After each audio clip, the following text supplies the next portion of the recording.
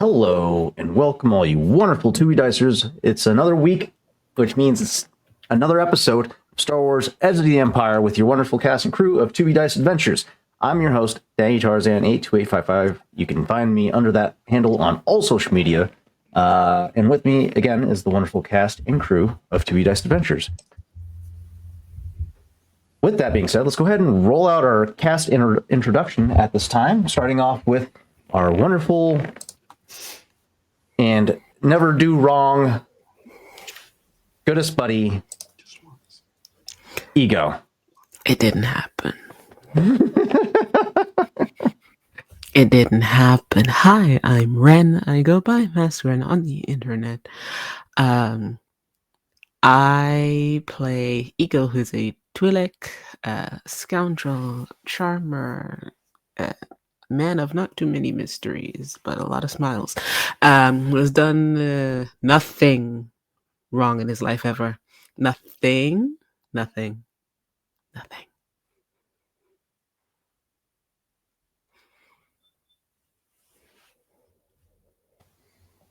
Oh, great! I'll go follow that. Hi everybody. Hi everybody. I'm Jay. I'm playing Kesh, the chess. Very, very obvious. Not exactly a very. He's done nothing wrong either.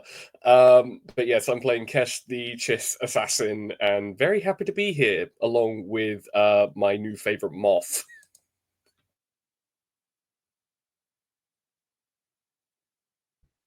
Oh, hi, everybody. It's me, Victor, also known in certain circles as Victor the Story Weaver, should you feel in the stalky mood. I play Oho, one of the two brothers raised by the Night Sisters of Dathomir, Force-sensitive assassins and secret operatives. And currently, my character is just being the most harmless, just innocent, not at all threatening or intimidating individual that he can be. And that is all there is to it.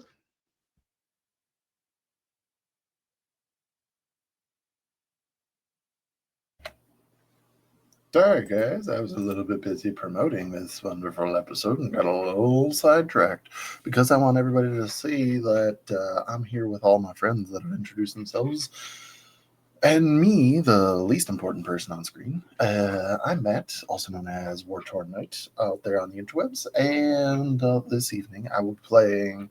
I will be your chauffeur for the evening as Chev Visto, the Northwind pilot and eternal troublemaker, and most recently, insider of prison breaks as a diversion? Yes, that's what we do. And also leaving little presents for our ISB agent in charge.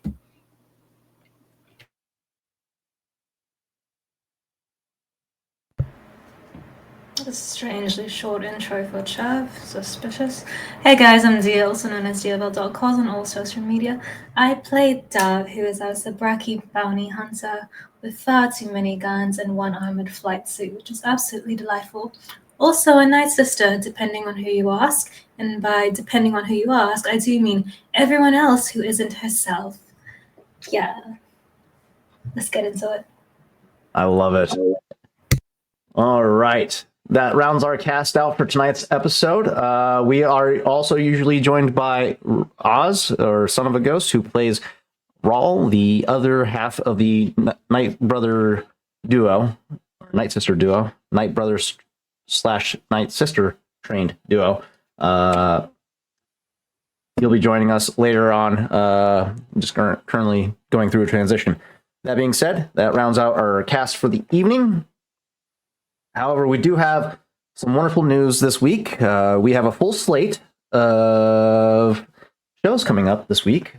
Tales of Barden returns on Thursday. We get to continue that little journey of spicy goodness with the pirate crew known as the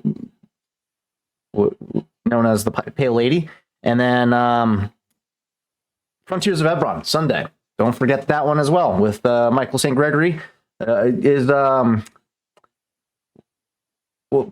What's your character's name again? Is he in the episode? Pablo? No, that's not right. What's Victor's character's name again? Wait, what? What did I do? In Frontiers of Ebron. Pombo? Pombo. Pablo. Pombo. Wow. Is he making a return? No. He got zapped out of existence. Who knows to where? Oh boy. Now, spin-off. Wait for the spin-off to come out. Love it. But yeah, that rounds out our slate for the week. We are still working on locking in dates for Dimensional Dial. Hold on to your seats for that one. We're working on it. We'll get it out to you as soon as possible. That being said, that rounds out our slate and our cast introduction. All that is left is where we last left off, which was with the demolition team making their entrance, essentially with a red carpet rolled out for them by the infiltration team, thanks to the wonderful and brilliant improvisation displayed by Oho, taking on the persona of a moth, newly arrived to the station of Bannister Station, asserting his dominance in the political ring of a command deck of a space station, overtaking Admiral Solar, Admiral Solar, and assuming command over Bannister Station by proxy, and instilling fear and doubt into the crew. Meanwhile, the demolition team infiltrates the military hangar, seemingly with little to no resistance, and donning their disguises, make their way into the interior of Bannister Station, descending down into the internal spire. After locating the fuel pump station, the central fuel pump station control room, where they have just begun to enter into. We last left off with Dove activating her boosters to take up a aerial position with her new alterations made to the suit to accommodate silent flying in an effort to be a little more subtle with her approach. As subtle as you can be with a bipedal tank suit, but taking up overwatch of the stormtrooper detachment that they are currently escorting, and where the rest of this encounter goes will be to be diced.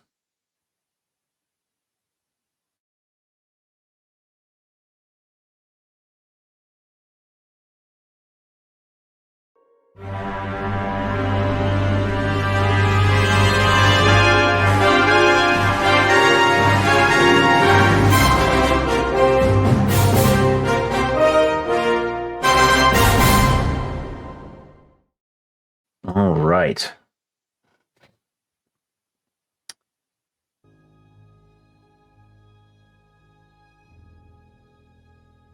Our scene takes us back to the internal workings of this giant spire that rises up from the planet's surface, feeding fuel to the bulbous dome structures at the top of the spire that contain the fuel produced by this planet. The demolition team has just infiltrated the fuel pump control room. As they crest the corner, a detachment of stormtroopers circulating their patrol routes just passes by, with Dove hovering overhead, impressively avoiding detection at first, watches as the detachment of stormtroopers makes their way northward towards the inner workings of this control room. As the detachment makes their way inside, a tech officer turns their attention to the group and presents the question. What are you doing here?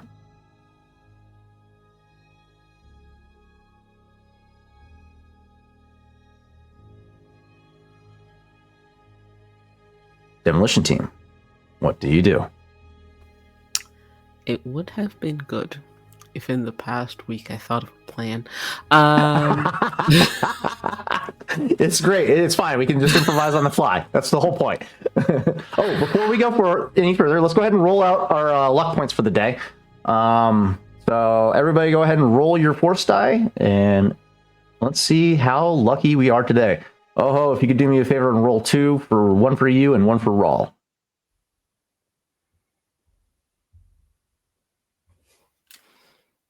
Okay, starting off pretty strong. I like it.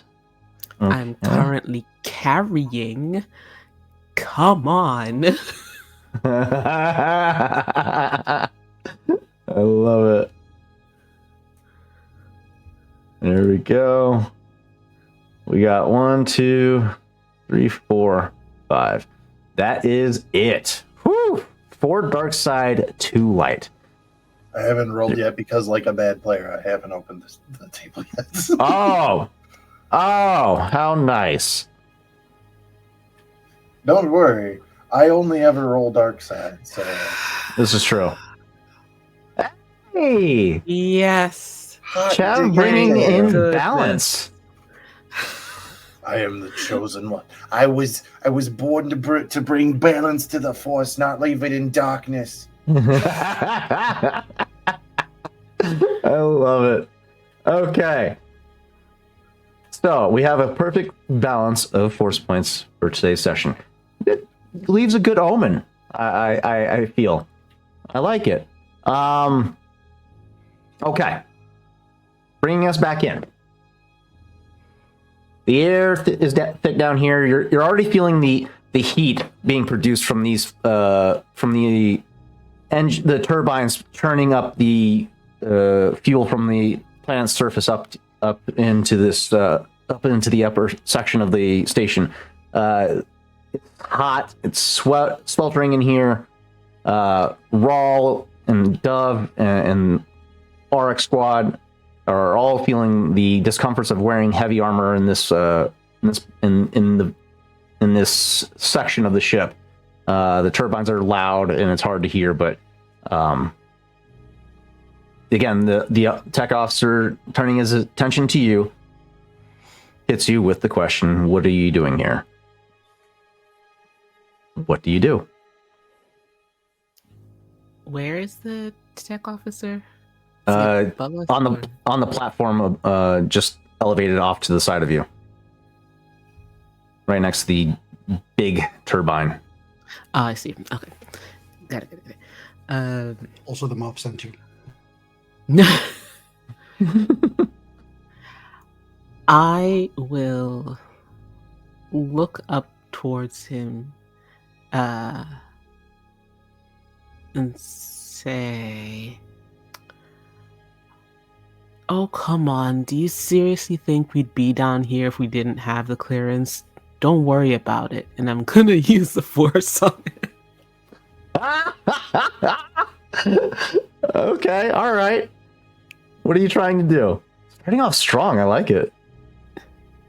Just like, go away. I'm going to try to use influence to essentially make him believe me. I'm trying to use control emotion belief. Ah, okay. Control emotion, make him believe that you're supposed to be here. Mm-hmm. Okay. That's gonna be...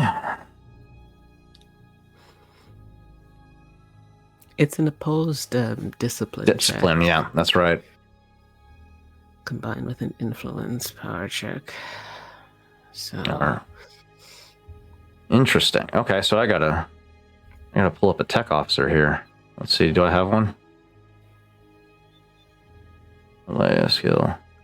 Star. Lieutenant Adonis. Let's go with this one. Force die. Come on. There you go. Oh boy, this isn't gonna be good for me.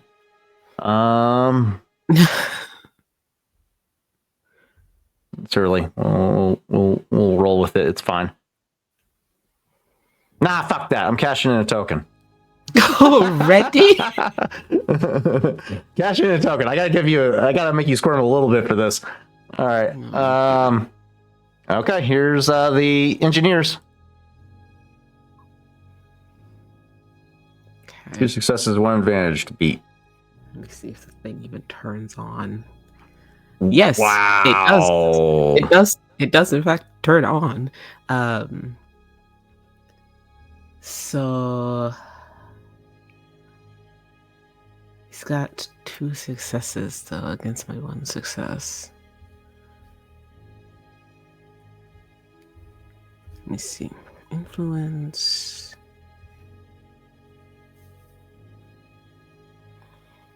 Yeah, so I can spend some of those light side, I think, to succeed on the check.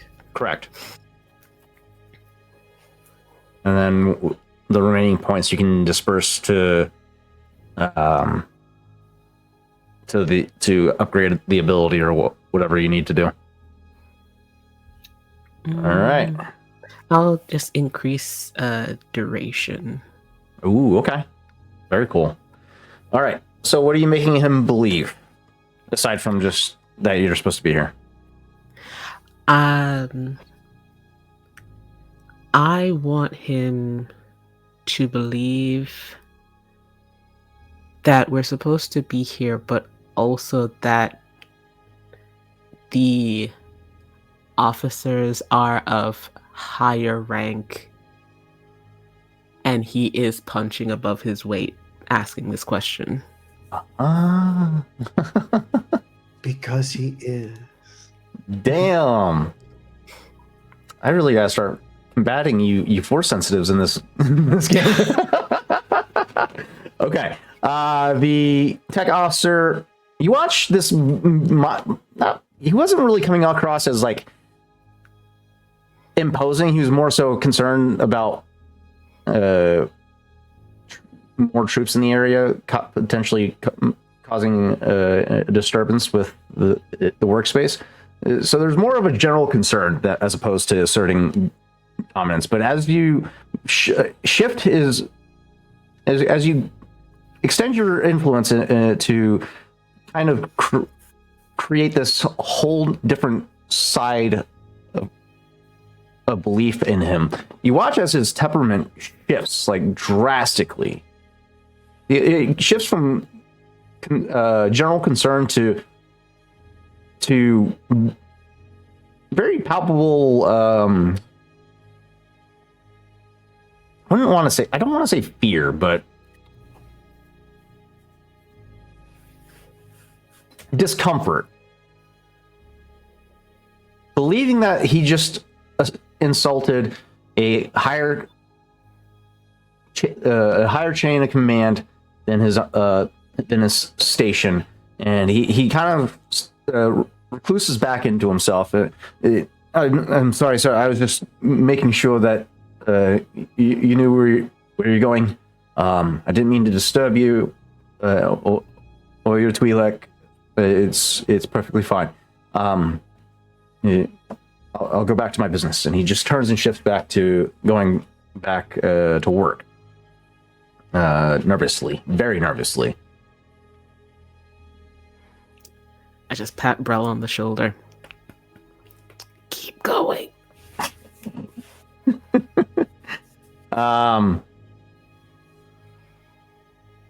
Brell kind of looks over at you, gives a very confident nod, or not, very impressed nod. As impressed as you can tell with a stormtrooper helmet on. Yeah, good work, man. That's I don't know what she did, but you put the fear out. I didn't do nothing. Just keep walking.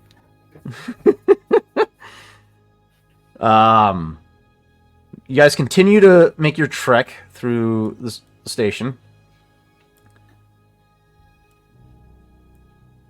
Yeah, this is going to go here. You guys are going to go here. And here. As you're making your way through, go ahead and Dove, Rawl, and Ego give me a hard perception check. Hard perception. Oh, if you could roll for Rawl, that would be great. Sorry, things like blacked out for a second. What was the request? If you could roll for Rawl, a perception check, hard difficulty. 4 successes, 1 advantage, 1 triumph. Okay. Dove, you get Dove. Are you still flying, or are you back on the ground? Still flying. Okay, Out of immediate line of sight. gotcha. Go ahead and give me add 2 boost die to that supplement your roll. And already got a triumph right out the gate. Jeez, there you Additional go. successes to advantages. Perfect. And then just need rolls. Don't we all? We also need this to work faster. And we'll roll. RPG sessions, everybody. Yeah, I don't know what's going on with their systems, but oh yeah, I'm gonna give them setback die because they don't. They're wearing stormtrooper gear. RPG sessions, you're going to give them a setback die? They already have 7. Just to operate. Yeah. You said they're perception? not- Yes, please. Are you putting difficulty? It's a hard difficulty. Add a setback because Brawl is wearing a stormtrooper helmet. He's not used to. Okay. Not the X. Oh, he's got some type of perk that removes a setback for a setback die for perception checks. Interesting. Oh, that's with his goggles. He doesn't get them when he's wearing whatever. That's fine. It's not permanent. Jeez. 2 successes, 2 threats. Okay. Dove, as you're flying overhead, you're spotting 2 ventilation shafts that are accessible and large enough for a person to be able to crawl through. Off to the sides of the main walkway. Potentially leads to other control rooms, that supplemental systems. You could potentially facilitate a distraction if the space is unoccupied. Or if you can incapacitate somebody and create a distraction that way, if that's something that would be ideal to draw people away from a specific area of the control room. You're also spotting several cameras as well. You guys already spotted out the cameras and took over the Those don't matter, they're on loop. Yep, that's right. You guys already took it out. But yeah, you guys are seeing those shafts here and here. Multiple doors at the far end of the walkway. 2 on either side of the catwalk, and then 1 large door at the very end. Rawl kind of chirps up at that point. The main controls behind that bulkhead.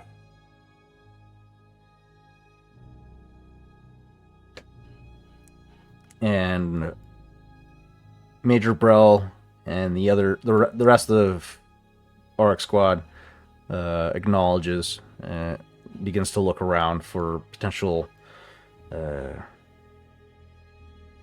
diversions that could be facilitated in this space. Is there any particular direction you guys are inclined to take?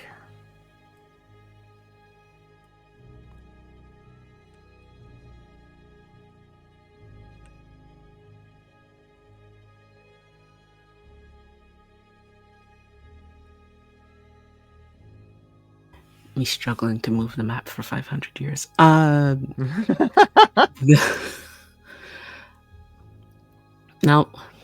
the bulkhead, can you point me where Rawl said? Up here. Okay. Yep, at the very end of the catwalk. It's a large metal door. The usual split section that you see on like Star Destroyers and whatnot. Mm-hmm. Pretty heavy duty, as far as you can tell.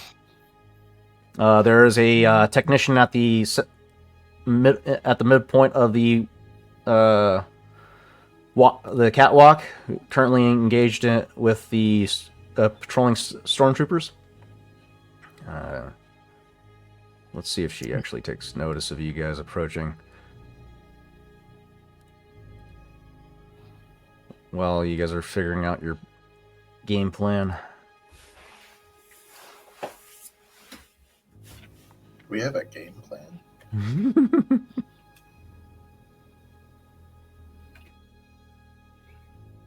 There's the Imperial technician.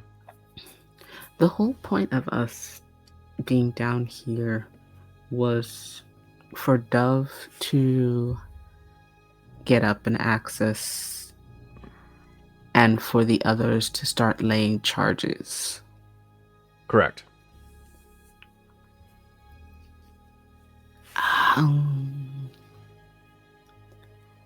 Okay. So you know you got to get past this main bulkhead. Yeah. Okay. More interactions creates more risk. I'm not worried about any of it being like captured. I'm just like trying to see how I can minimize this.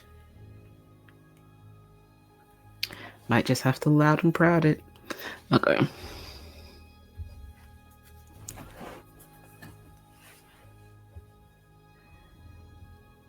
I think to get this is ego to roll.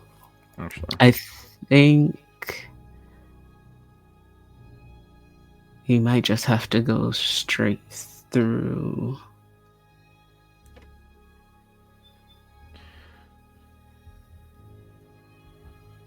Won't get any resistance from my end. I straight up fight.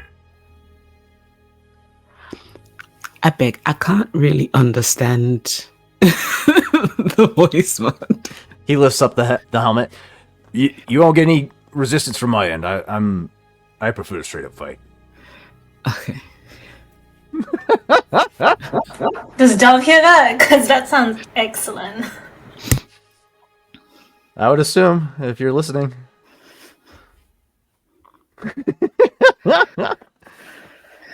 To note, Ego, you would know she is following your lead on this. What she's done is essentially taking up a position above all of you to prepare herself.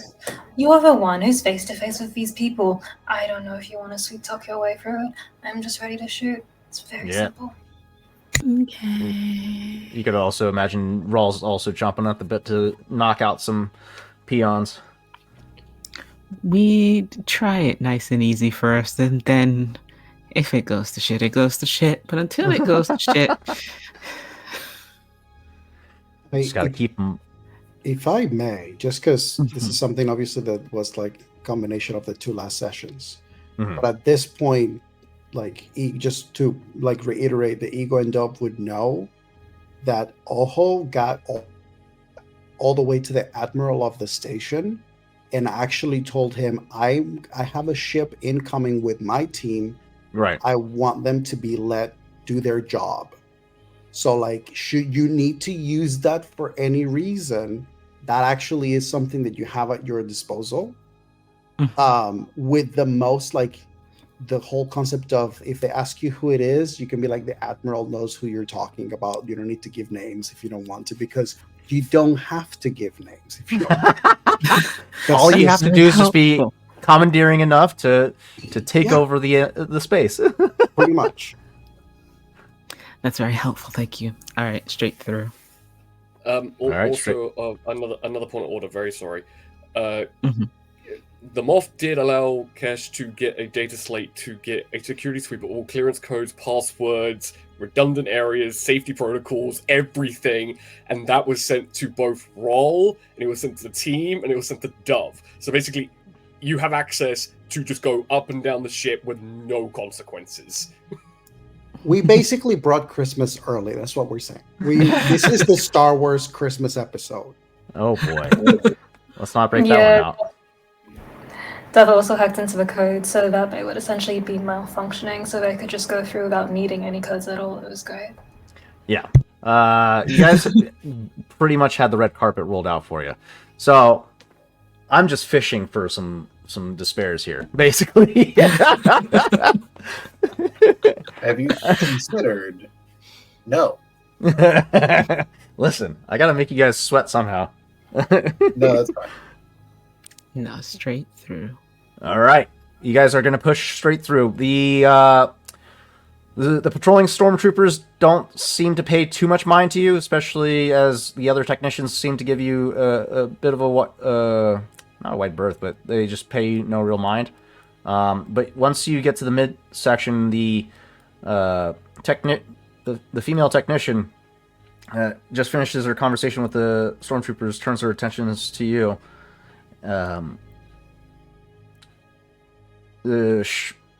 Short-statured, about 5'6", light frame, holding a data pad in her hand. Kind of looks up at your group. Looks down on her data pad. I'm sorry, I'm not seeing any requisition orders for a security detail down here. I think we're at full staff. If you guys are lost, or what's the how can I help you? This again. What's going on? You know, I can appreciate the level of security that you had is not necessary. I'm pretty sure that word was sent from your admiral. I need to let us through. Okay, not a problem. I'm just checking to make sure you weren't lost. Where's your heading? I think Ego's just going to look at her for a long while.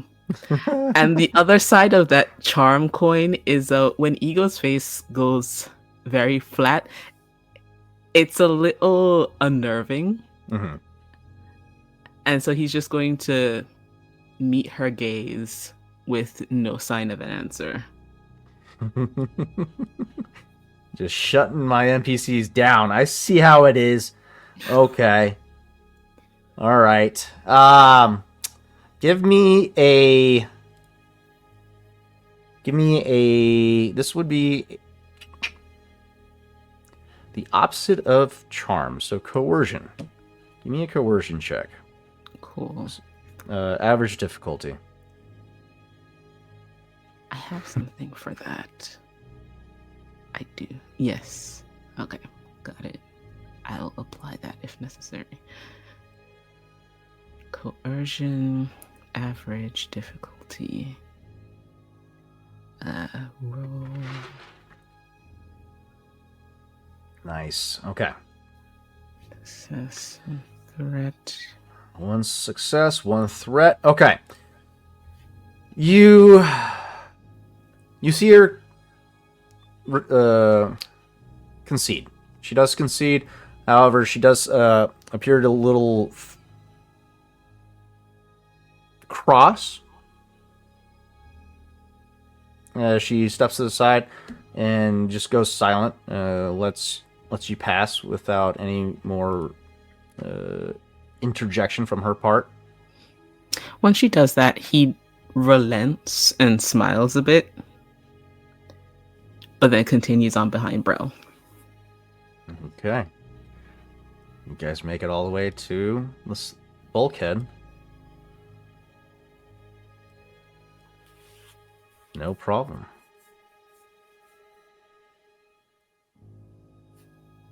Boy, oh boy, are you guys just blowing through my encounter. I love it.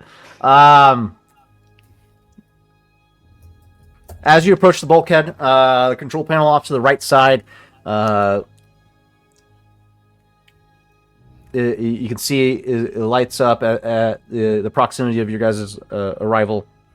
Rawl, with the information transmitted over to him by his brother, goes up to the data pad or the control pad and inputs the codes, and the bulkhead slides open. Sorry. And with it, you see on the other end a large turbine that turns slowly.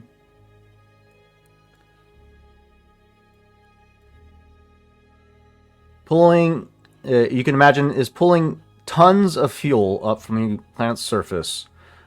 In here, the thrum of the engine is deafening. You see a technician currently working at a station at the control panel by the turbine. There's another technician off to your left that's working on some meters, temperature meters, and fuel pressure lines, so on and so forth. They're appear to be keeping a close eye on the pressure, quality, engine or turbine temperatures, so on and so forth, making sure everything is in working order.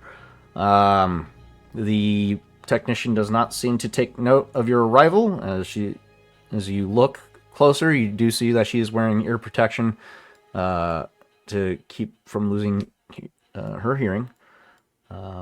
What do you do? This moving light is so fancy. Thank you. Okay.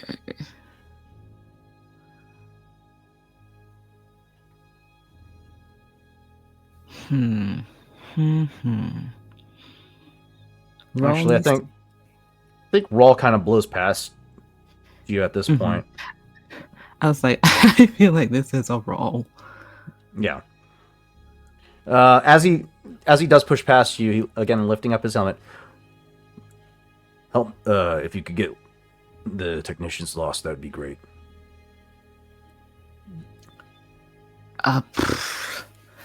Sure, fine. The rest of Auric Squad moves in as well, beginning to move about the station. And where's Dove? Oh, Dove's all the way back there. Sorry, Dove, I didn't mean to leave you behind. I was really struggling with this map, not gonna lie. There we go. All right. Okay. Rawl kind of pushes the technician aside and goes up to the control. You can see that she seems to be a little frazzled. And perturbed by her workspace being intruded on. Eagle is not going to move forward, but is going to beckon her with a hand. Okay. She sees you waving her over as Auric Squad begins to disperse about the platform.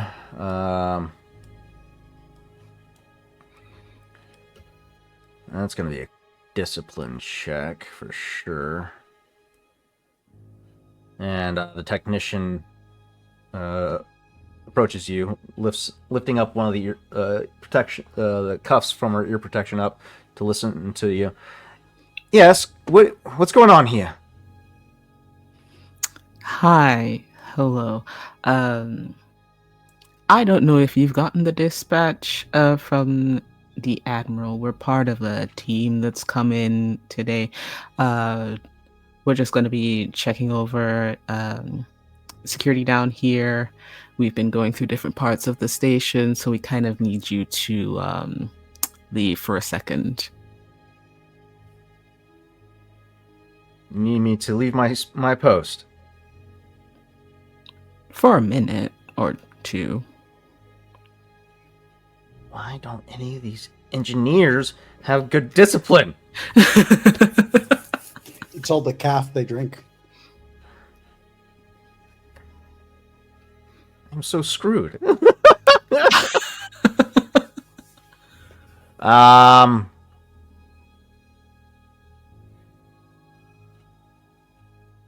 Listen, I'm sure the tech outside with the data pad didn't get her name. Seemed pretty annoyed. Can explain everything to you, but yes. Give me your choice, charm or coercion. It's going to be contested by her discipline. Okay. I'll do charm. Fuck you guys, I'm cashing in another token upgrade. Okay. This is bullshit. Hey! Let's go! Oh, I need to refresh my page. I didn't see that. I like it. I love it. I want some more of it. Hold on.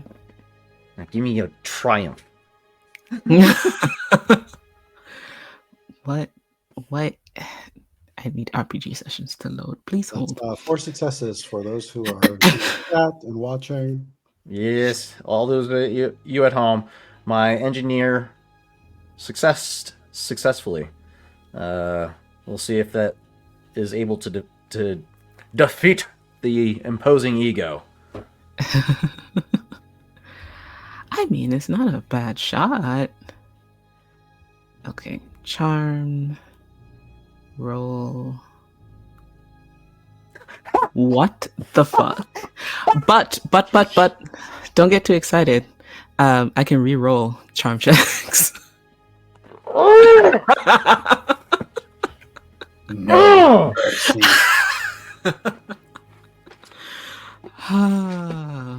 Let's I'm mad. Once more with feeling. Come on. That was wild. Come on. Okay. Yes! Woo! Sorry, I got a little excited.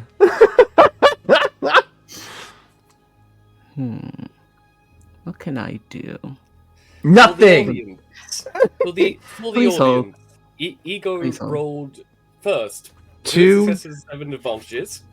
Then used Natural Charmer to re-roll and got 2 successes and none advantages versus the technician's 4 successes to a discipline check. Would like to point out also that this technician got the most success you could have with 2 dice. Exactly. Literally 2 dice. Maxed out her result. Let's see. Do you got anything? Please tell me you don't. I'm reading. I have the full tree, so it takes me a second. This is fair. Oh man, I hope this works. This. Take. This could go sideways so fucking quick. This. And.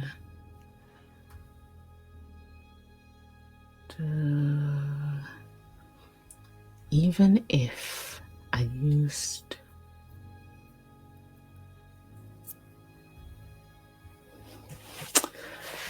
now Tarzan.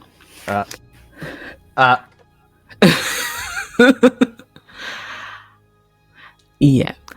I have this thing, but it's difficulty based. It doesn't Uh-huh. work if it's contested. What is the ability? So basically, with Congenial, I may suffer a number of strain to downgrade the difficulty of a charm or negotiation check. So if I suffered 2 strain, I would have downgraded that by 2.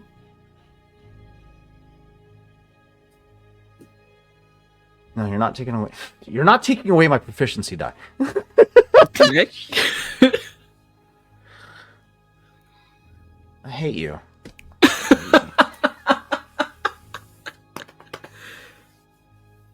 So that takes away 2 of my successes. And then with my triumph, that would have bumped me up to 3, which puts me at 3 successes against your 2. I hate this so much. You guys are so Give them fucking powerful. nothing and take from them everything. I gave you guys too much power. Yeah, that works. I'll allow it. Unfortunately. Fuck. I had you in the corner. The baby said I'm not going in the corner. Okay. Talking to people is what I'm built for. I needed it. I needed that check. I needed it, and you took it away from me so quickly. Okay. Yeah, that works. The struggle for a second. I don't know what happened the first time. God, I got so excited. Okay, so yeah. With that, you take away my 2 successes. So, she only has 2 successes to her discipline check. So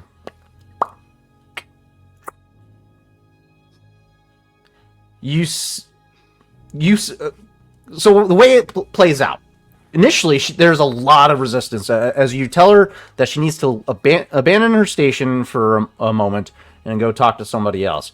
You get a sense that she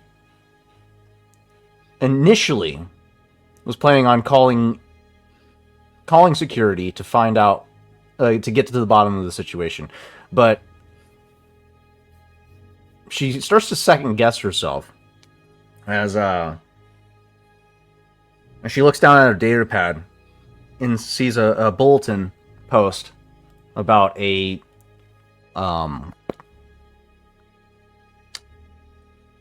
high value member has arrived on station and said to steer clear of their dealings and allow them to operate unaccosted. Seeing that, her demeanor begins to shift from the aggressive, defensive stature to a more submissive posture, and she turns to you and looks at the rest of your team currently dispersed about at the fuel pump control station. All right. I needed to use the refresher anyways. Go about your business. We're not trying to make life difficult. You'll be back before you know it. Understood. And she walks out of the station. Before walking out, she approaches the other technician, grabbing his attention. The 2 of them look back at you guys for a moment before they make their way out of the control room. Io just waves. And then, as soon as the door closes, hurry the fuck up. I'm going as fast as I can. All right. With that, you guys, Orc Squad goes quick to works feverishly to sabotage this pump to make sure that the failsafes don't kick in. Rawl is going to actually. Dove, Rawl calls you over knowing you're a little more computer inclined, I believe. Or is he more computer inclined? Let's see. He did just get a new brain. He did. He He did. didn't do very well last session. He can did help what? Dove.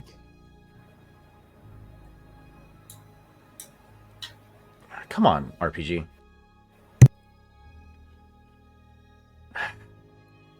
You guys gotta fix your servers, man. RPG sessions, I love you, but you gotta fix these servers. God dang. Making it rough for us. Okay. Computers, he's got 2 proficiency, 2 ability, 1 upgrade. Not sure why he has the upgrade, but that's fine. Yeah, just upgrade your ability die. Goober.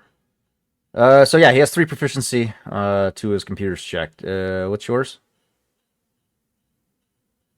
Whatever it is for 2 of the yellow die and 3 of the green. Ooh, 2 and 3.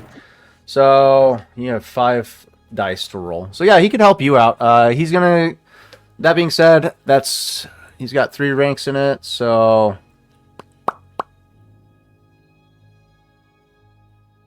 you can upgrade your ability pool 3 times. I've got like 9 advantages. So you can have, what's it, 4 boost die. Sheesh. 2 for. What are we trying to achieve here? Because it's 2 per. So, yeah, 2 for any active any character boost die. But if you want to just give a boost die to Dove's check, you only need to spend 1. Oh. But you can upgrade your computer pool by 3 with Rawl's help. It sounds like you're about to get potentially 9 boost die, which is disgusting. I'm gonna call this a daunting difficulty. It would be a challenge of 4. However, with the red carpet that was rolled out to you by way of the infiltration team, we'll downgrade that difficulty from 4 to 1. Still daunting. So 4 purple, or 4 dice in total. 3 purple, 1 red. And then a computer's check for me, if you will. What are we rolling computers for? What's our actual objective here? Sabotaging the automated system for the fuel pump safety measures. Disabling the automated system. How many boost die? 9. 9. I'm gonna use it for this. This is going to be a disgusting roll. I can already feel it. 1, 2, 3, 4, 5, 6, 7, 8, 9. 1, 2, 3, 4, 5, 6, 7, 8, 9. I feel like you should have ended that with Oh, man. What's the 5 advantages? That's a good roll. Sheesh. Okay. With the advantages, I'll say that you and Raw make quick work with the firewall that's in place. Bypassing it, finding by way of a loophole. You download a virus into the software to disable the programs, the automated features or automated safety measures to prevent the station from shutting off the fuel lines to the station up above in the event of a catastrophic failure. Meanwhile, the rest of ARC squad is hard at work disabling the manual shut-off valves. So we're gonna have them do a mechanics check with Elias. That's Gil. There's Elias. There he is. This will be a hard difficulty. He's got 3 people helping him.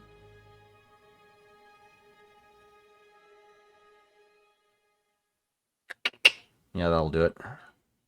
Let's see how he does. 2 successes, 4 advantages. And ARC Squad is successful in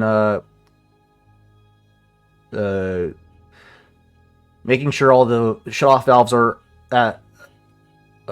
fully open and disables them by means of a fusion cutter, taking off the handles so that way they can't crank them, and then in an effort to in an extra step to ensure that they stay open, they round off the lug nut, stripping it so it can't be cranked closed by way of hydrospanner. You see Elias is currently hammering away at the lug nut, making sure that the edges of it round out, keeping it ensuring your guys' mission is a success. And luckily enough, it's loud enough in this space that his banging isn't going to be easily heard from the rest of the station. You guys successfully navigated the space. As an added measure, Elias and Major Brell plant radium charges on these pumps here at the station, and they all consolidate on you.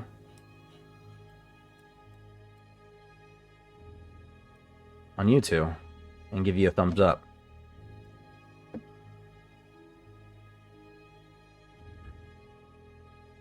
Mission All go. Okay. And with that,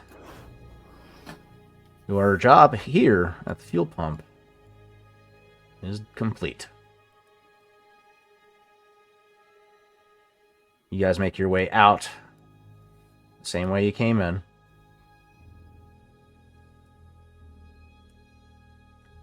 And the technicians that were that were in there previously were waiting close by the door, and as you guys make your way out, they quickly make their way back in, probably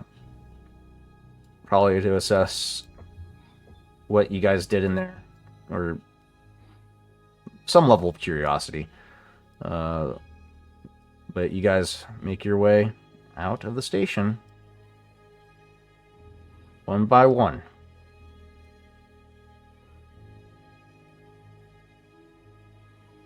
All right. And as you make your way, no one seems to obstruct your exfiltration. You guys asserted yourselves enough to not be disturbed.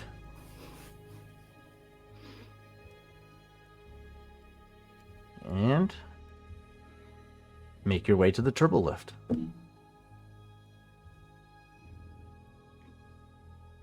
Ika just slumps on the side of the turbo lift.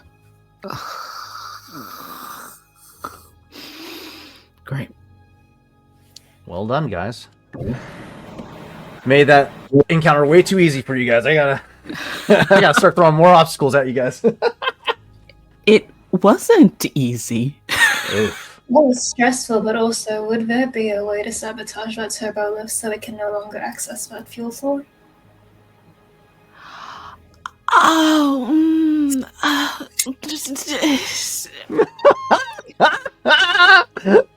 The moral compass.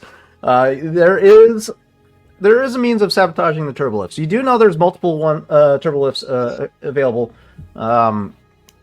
This is the most immediate one, but or not. No, this is the only turbo lift. As it's Aspire, there is just vestibules that they can access access and traverse. It just takes longer. So if you wanted to sabotage the only working turbo lift in the spire, Not the turbo lift itself, it's access to the floor that we just left. So if they try and it went wrong, they can't actually get to that floor. Got it. All right. Yeah. Okay. Let me mess with the button that takes them down. Just It's like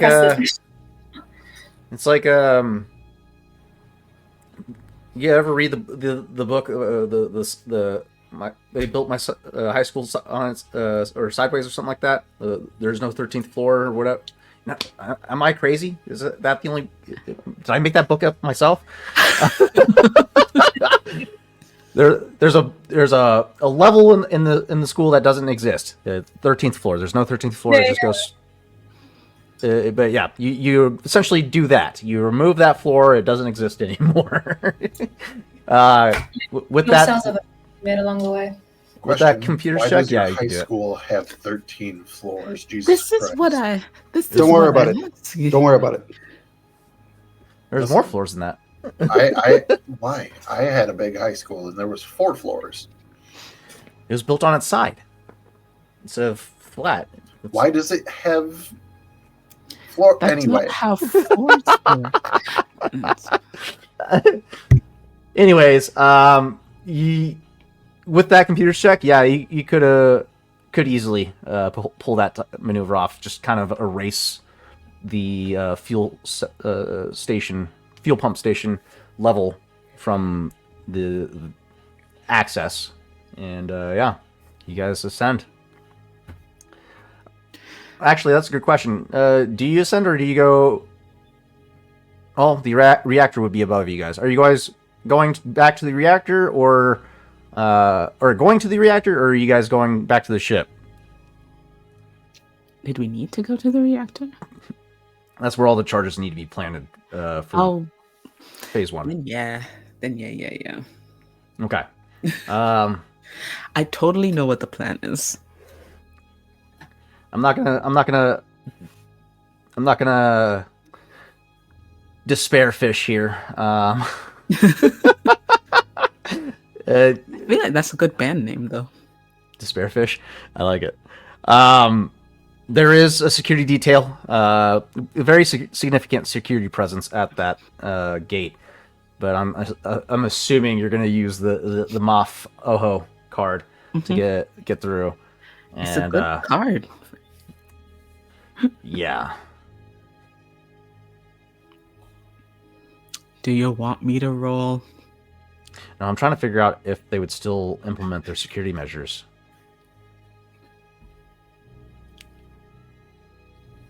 Yeah, they would.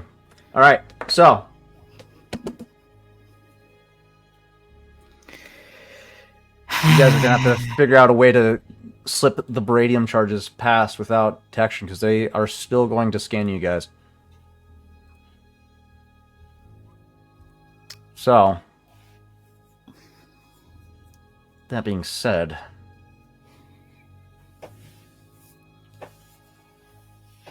unless you guys try to figure out a way to get by without being scanned, which is possible. How many scanners do they have? This is a security security detachment of 12 stormtroopers. The sergeant leading the security checkpoint is the only one that seems to be in possession of a scanner. He will be doing a computer check. Oh God, I hate you. This is not good. I haven't even done anything. No, I'm talking to my sergeant here. Why do you guys suck so much? Stormtroopers, I need you guys to be harder to deal with for my players. I feel like when you make things, you gotta give yourself a little bit more. I know, but the stormtroopers I don't want to mess with, because that's them. When I throw my my own personal characters at you, yeah, I'm gonna upgrade things. But yeah, these guys are just a bunch of peons. Let's see. He gets 2 boost die from the scanner to try and perceive any contraband. You could slip it by. So you guys could try and slip through with the Bradium charges, and try not to be detected, or you guys can negotiate, or potentially, Rawl's probably leaning on this choice: incapacitate them and take them out. We could. How far away is the reactor? The reactor's just on the other side of the bulkhead. Oh, can we use yeah. the maintenance corridors I found? Maintenance, what? When I asked you, was there any little used passages for maintenance or ventilation could we use just to get around? You told me we could, but it would just take longer. But if it's on the other side of a bulkhead, like, it's there. Yeah, the bulkhead's not going to be accessible via the passageways. Or not the bulkhead, the reactor is not going to be accessible. The security area outside of the reactor could be accessible, but I see.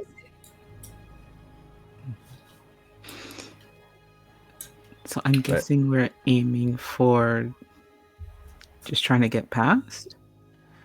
Okay, try to get past, or you guys can risk it. There is 10 guards at the bulkhead, trying to conduct a security scan, and then there you can see others inside. I think both Brell and Rawl would probably be leaning on just incapacitating these guys, because Yeah, please let me shoot someone. yeah. Okay. What do you think? I mean, I'm not going to make this choice without everybody being on board. If they want to try, I was going to once again try and do their scanners make a sound when it detects contraband, or is it just a visual? It probably makes sound. It would make sound, but the scanner has a little screen that produces a readout of what they're scanning or detecting. Yeah. I would like to once again try. If we just go past to make it believe that it's broken. Oh, you're going to use your influence power again? Yeah. Oh, man. So if we go past and it does go off, to try and make him believe it's broken and it's on the fritz and he needs to fucking fix it. Barring that, if that doesn't work, then they can shoot people.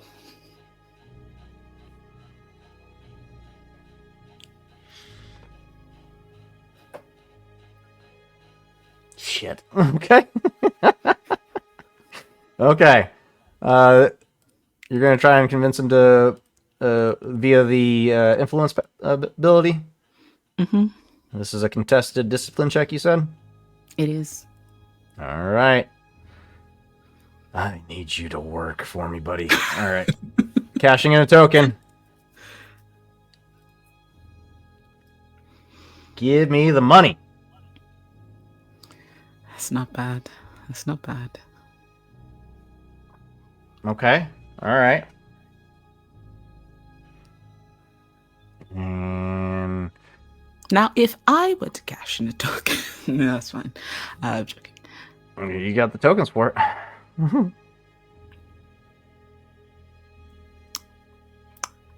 I could. I will. What's that do? I added It one. upgrades the ability by 1. Oh, So if you don't have any green die to upgrade, what's your ranks in discipline? it's 3, but they're all proficiency die. Okay, so yeah, that will just add a green die to your pool. Sick. Rolling. Oh, That's what I'm talking about. Ooh.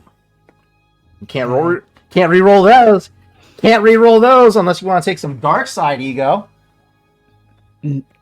No, I don't. But I did say, barring that, they can shoot people. So goodbye. So yeah, you go. No. So he goes to scan you guys over. You hear the audible indicator that the scanner's detecting something. He looks up at Major Brell.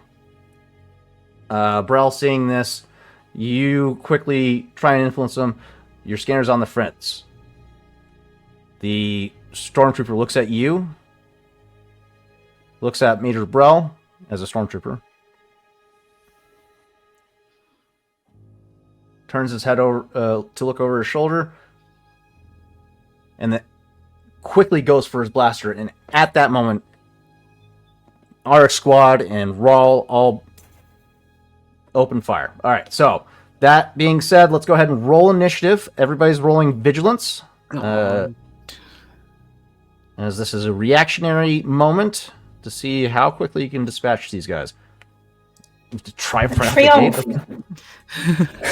Wait, this checks out though.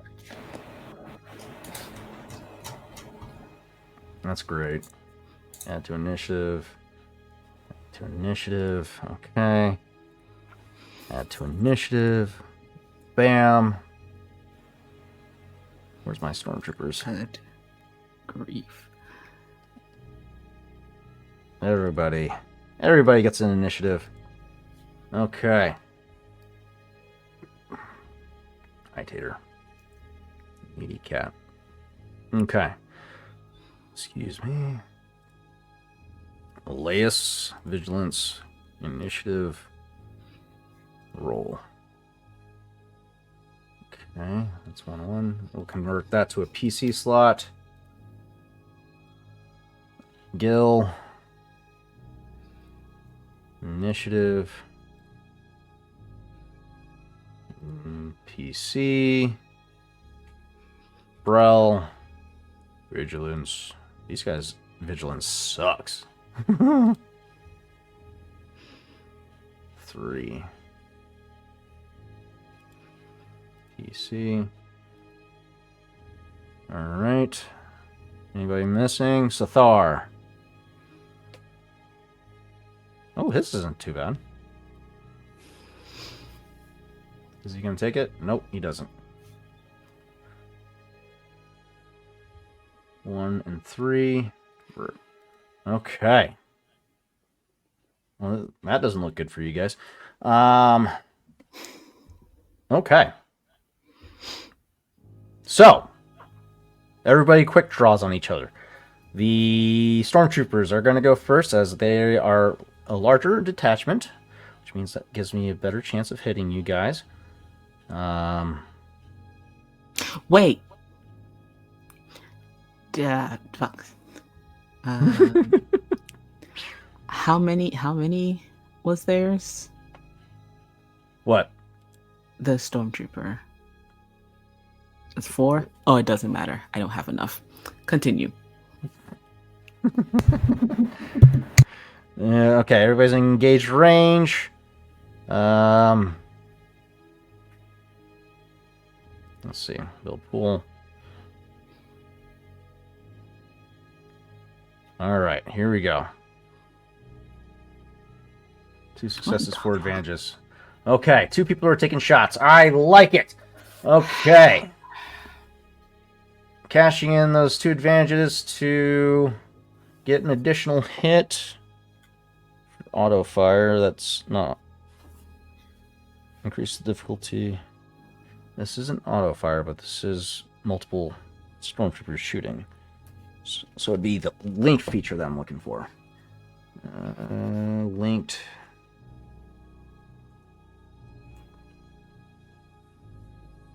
When triggered, may generate additional hit on the same target. may trigger a number of times equal to rating. Okay. So that's 2 advantages to spend, so I can get 2 more additional hits. Okay, so 3 people are taking shots. Let's see. How many people here? We got 6. So we're going to roll d6 here.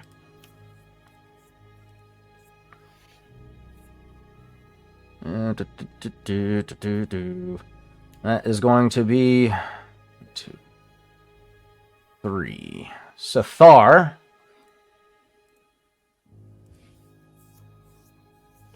Rawl. And Rawl. Oh boy. So Can't kill him when he's not here. I know. So I'm a little worried about that. 11 points of wounds to Sathar, 22 points of wounds to Rawl. He has a soak of 22? well, he has a soak, and I gotta apply a soak twice. So he has a soak of 7. So 14 minus 22 is 8. So 8 points of wounds. And I can't modify his sheet because he didn't give me GM control. So I'll just put it in my notes.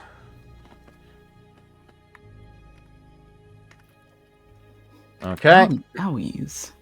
So, yeah, he didn't take too much damage. Sathar is going to take 11 points versus his soak.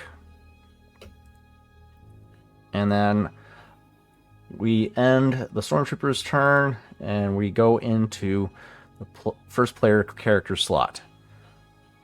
Who's going next? We are at engage distance. Correct. Where are we on the map? I'm Ooh. seeing them. From it. I must also point out they are only shooting stun blasters, as a stray blaster bolt could spell catastrophe for you guys, so be warned.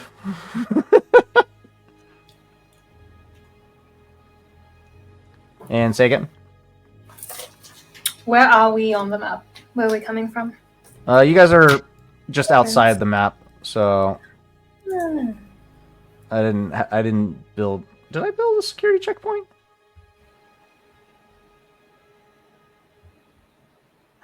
I think I did. I just didn't think about it. Oh man, let me see this. Is that strain or wounds then?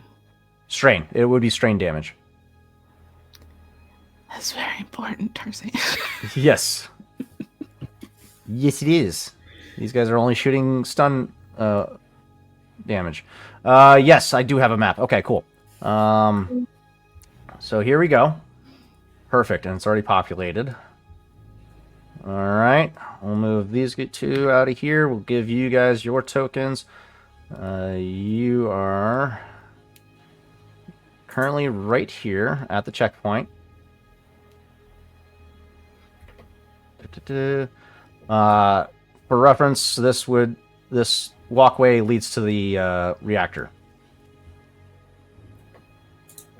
All right, and then the privateers is Dove, Ego, and NPCs, Arc Squad, Gil, Kamar, Elias, Sathar.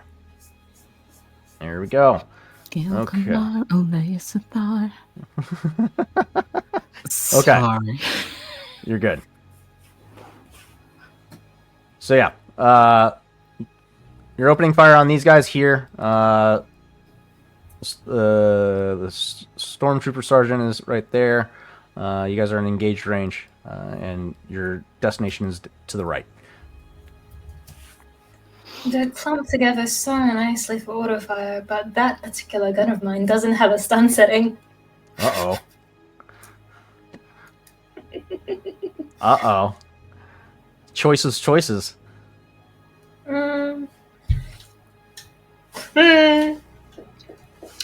What constitutes as a stray bullet essentially? Like how would that happen? If you roll a despair on any check, could result in a major component being struck and causing a series of chain events. Fine, if you insist. I'm going to use my blaster rifle, which does have a stun setting, but also happens to be my most damage-dealing weapon. However, it is long range. What is the caveats of firing at this range? It is a hard difficulty with ranged weapon in engaged range. That is fine. Who I'm going to aim at? Spare Sergeant. All right. Would that be... Did I not populate him on the tracker? Give me 1 second. Yes, please. He should be visible, yeah. He's... Let me see. He's one of the question marks, or the hood guys. Adonis. Zafar. Let me get rid of Adonis. She's not here. Go away, Adonis. Okay. Ace. So all the enemies would be after your token. Except for Kesh. What's Kesh doing here? I'm in total darkness. What is the name? Are you? Imperial Sergeant. Stormtrooper Sergeant. Let me see why. Seeing that. About Imperial Stormtrooper, Stormtrooper Sergeant. Yes. There we go. I can see. Sorry. Forgot to set your token vision. Oh no, let me attack you. Enable update. I There we think go. Eagle was like in the process of sending the equivalent of a smiley face when we did the stuff down, and then it immediately transitioned into a frowny face.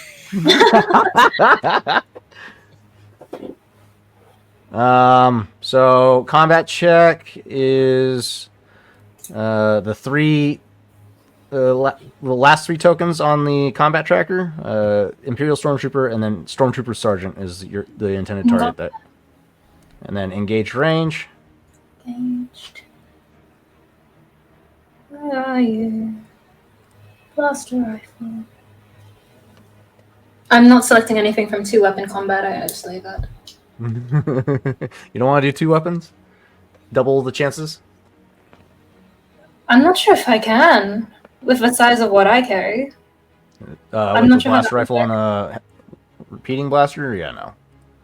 Yeah. I know my limits. And nothing really limits me, so yeah. That is 4 successes with a blaster rifle. That's a hit. Okay. Don't you have like a quick draw feature too, or something like that for engage range? Point blank. Yes. So that's a +5. Okay. Yes. Whew. That's rough. That's rough. +5 to the damage. So that's 18. Sheesh. Okay. Stormtrooper Sergeant is probably going to be down. Let's see. Yeah, that's not looking good for him.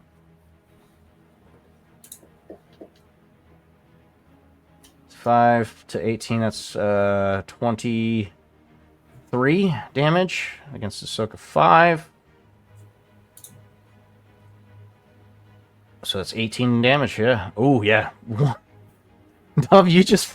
How do you want to do this? No, that's alright. Has been waiting for a reason to shoot since we entered the level that we did and had made our way to the reactor. Given her way of being able to almost read her opponents, she saw the sudden shift where Ego's sweet talk really wasn't working, the flaws in which this company was trying to deceive and clearly wasn't working. So the moment she detected hostility, like that slight twitch of a finger going towards a weapon, that slight shift in posture that becomes less so relaxed and more so defensive, she was immediately quick drawing and firing straight for the head. That's ruthless. He's a professional. I love it. Yeah, you drop the sergeant instantaneously. He goes down for the with a smoldering blaster bolt to the helmet. The others open fire. You see blaster stun rings flying through the corridor.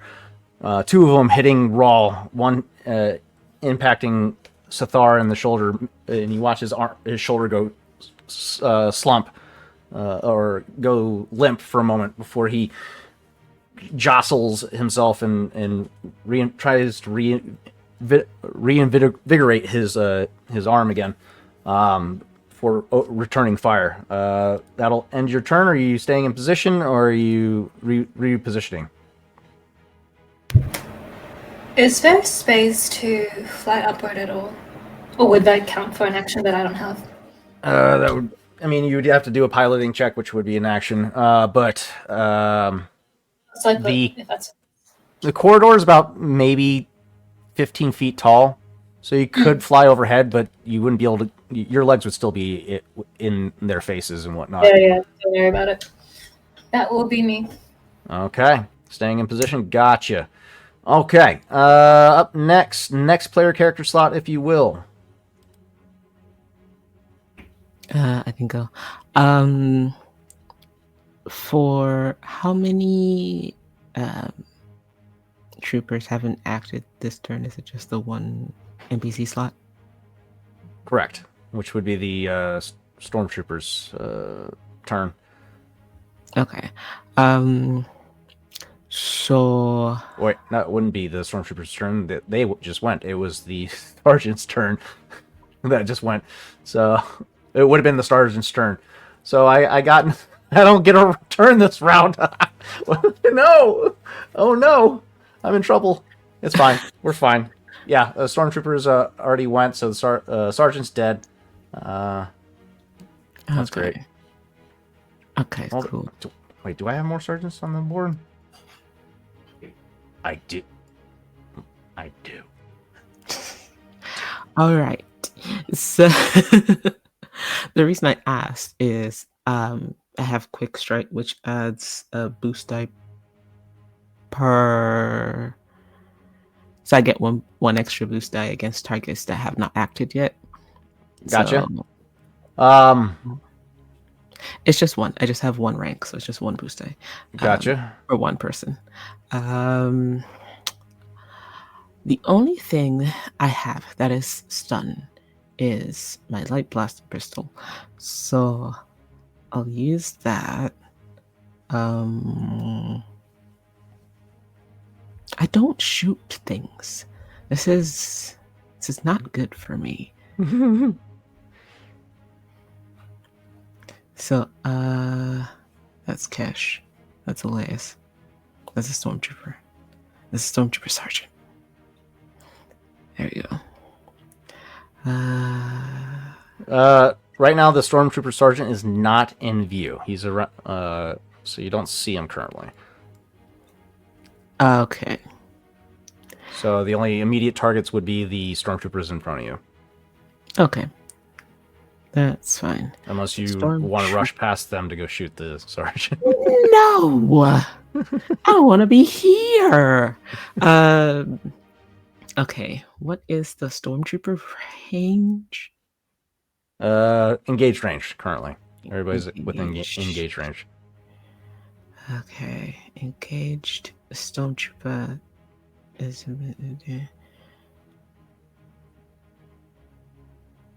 Build pool. Alright, to difficulty. The target impairs roll. Oh, I forgot to put the boost die. It's fine. Go ahead and roll the boost die individually.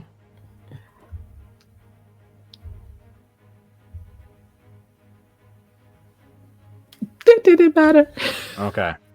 That's a success. So 6 damage stun. 2 advantages. You can. Do you crit on 2? No, you crit on 4. You can do. You can give somebody a boost die on their next check, or however you want to spend those 2 points of advantages. I'll give someone a boost die. And then I'm going to spend a strain Okay. to do the sidestep maneuver. Ooh. So once per round on the character's turn, the character may perform a sidestep to try and avoid incoming ranged attacks. They then suffer a number of strain. Upgrade the difficulty of all ranged combat checks targeting the character by 1, essentially. So anyone who is ranged. Gotcha. Okay. Message me. Sergeant's turn. Hearing the blaster fire, he's going to come rushing around the corner.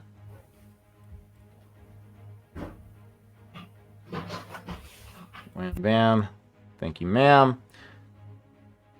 And then he is going to do... Does he have ability? Tell me he does.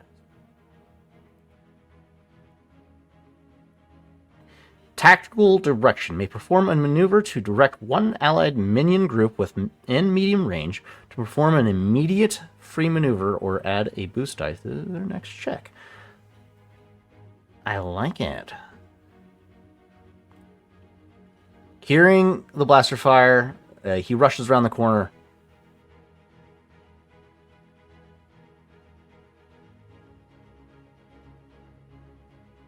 Rebel infiltrators. Take them out.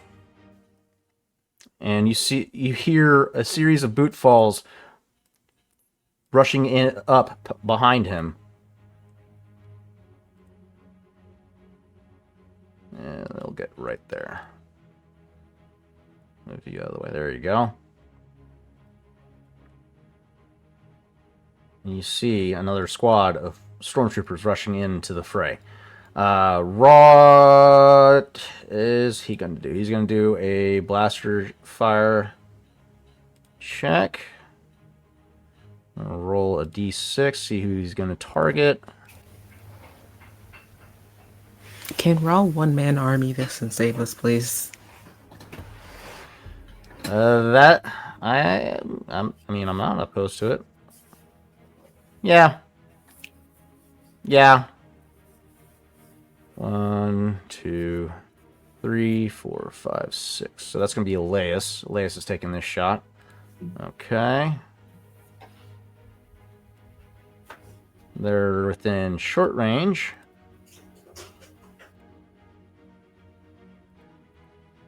God damn it.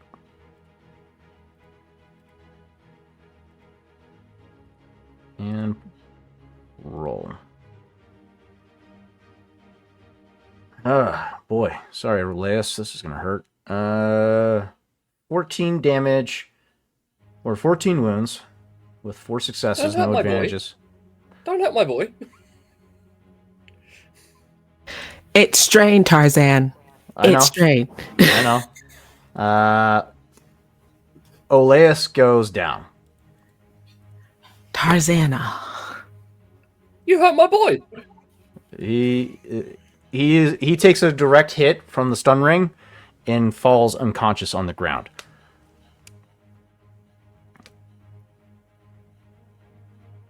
Poor Elias. Okay. That'll end Stormtrooper Sergeant's turn. Major Brell's going to go next. Major Brell's going to go next. Because you guys got plenty of PC slots, so Raul will be able to do his thing. You watch as he rips off the helmet, raises his blaster rifle, and goes to and pushes forward, calling out to the rest of the squad. Arc squad, push through and take the position. And he just unleashes. Just as he gives that order, Elias goes limp and falls unconscious on the ground next to him. And Brell bends over and grabs Elias by the back of the vest and starts dragging him forward to achieve cover at the intersection that the stormtroopers are occupying. Basically trying to push the stormtroopers back to take position. Let's see. He's going to do a combat check.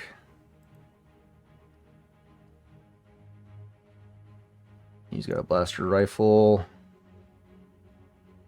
Where's my stormtroopers? Engaged range. Let's go. 3 failures, 2 advantages. Sheesh.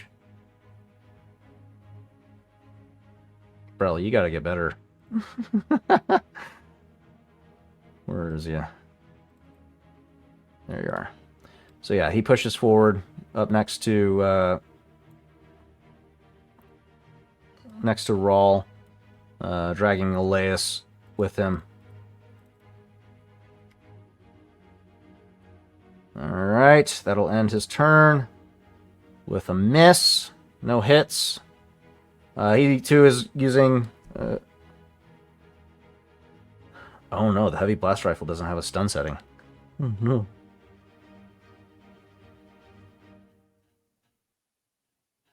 Yeah, that doesn't have low stun setting. That's not good. No, he wouldn't have used the heavy blaster rifle. Knowing the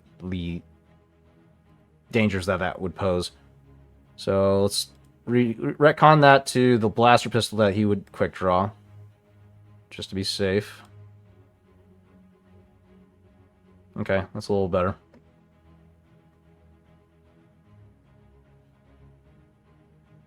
Alright, so that's 2 successes. That wasn't supposed to be the sergeant. Oh. Yeah, that would be... That's a fair target. 7 damage on the Stormtrooper Sergeant. 7 points of wounds. Or strain. Versus a soak of 5. That's 2 points of strain. Alright. That'll end Major Brells. Elias is out. We'll skip him. Gil and Sathar. I forgot one more NPC, but that's fine. We'll consolidate their turns. Blaster pistol. Stormtroopers engaged. Build pool.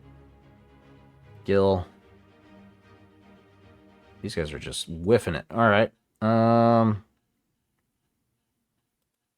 Sathar.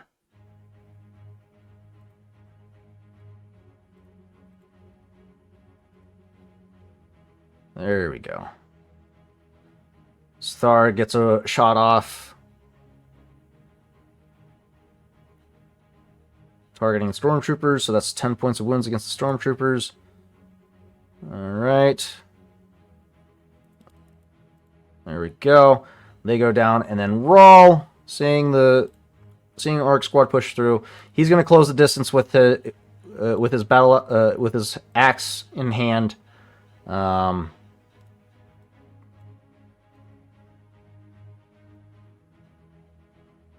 And he's going to try and take them out with his vibro axe. Victor, you want to roll for Rawl? That's going to be... If you're faster, you can do it faster. Otherwise, I can see if the server chooses to be friendly with me. I got you. That's fine. Let's go. Also, I'll remind you that Raul has his ability when he can use a destiny point to make all characters that are minions to drop. That's right. So that being the case, is the party opposed to Rawl cashing in? I think it's 1 token. He got the upgrade. Just one. Cash in a token to dispose of minions on the encounter. Everybody's good? Okay. 80. So, activating his ability, Last Man Standing, associated with his Marauder specialty. He's going to perform a average difficulty resilience check to successfully pull this off. And he gets, it looks like 3 boost die. 1, 2 boost die. There we go. And average difficulty. 3 successes, 5 advantages, no failures. That is a success. All minions are getting wiped out. As a cohesive unit, you all begin to push forward. Rawl taking the opportunity for these close confines, utilizing his expert training in close quarters combat and in martial arts, begins to incapacitate each stormtrooper as you guys push forward. Blaster stun rings flying through the air. Rawls hacking away, dropping everyone moving forward, dropping stormtroopers left and right. Taking the superior position, pushing back the stormtroopers into a choke point. You guys move into position here. There we go, behind Brell.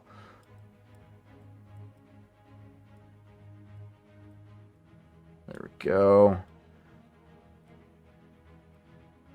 And you guys take over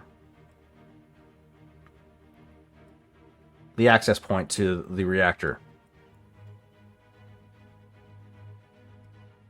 And he's able to take out, I think, 2 rivals too, which is my stormtrooper sergeant.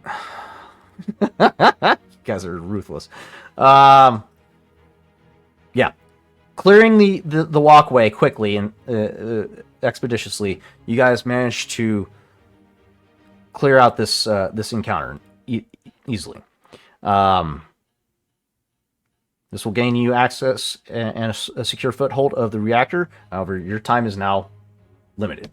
That being said, let's go ahead and take a quick 5-minute break to resituate ourselves. We are at the halfway point for tonight's episode. We'll be back in 5 minutes. Get yourselves hydrated, go to the bathroom, whatever you gotta do. We'll be back in 5 minutes. Don't go anywhere.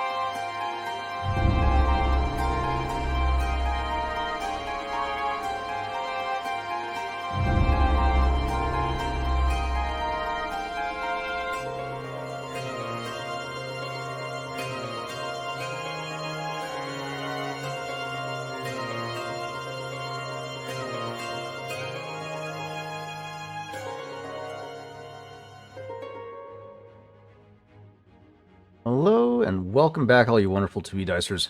Let's get back into the action. We're going to transition from the encounter and the security checkpoint to the infiltration team. At this point, you guys have made your way down to the lower levels, making your way, I believe, to the military hangar, if I'm remembering correctly. Yeah, I think we were going to back to the hangar where we know is the actual ship with the package is going to be. We are also aware that he's being escorted by 6 death troopers and arriving not in the military hangar, but the civilian hangar away from the prison transport. So it was like a separate. That's right. Yeah, I believe that we Transport. were creating is Chav basically planted the seed to potentially have some of the civilian bounty hunter people stir the pot with the ship that is supposed to be the ship where the target is going to arrive in the military hangar. While because of a Black Sun hut. Correct. Of all things, that Chav started and also dropped Killbolt's name as a way to get thanks. That's right. That's right. I remember this. All right. So. Okay, you guys are making your way into the civilians' hangar to locate and intercept the package. Let's leave you guys too. Okay, we're gonna put you guys here. Give you guys a little visual reference.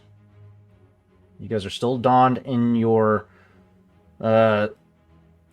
get-ups, correct? Or are you out of those uniforms?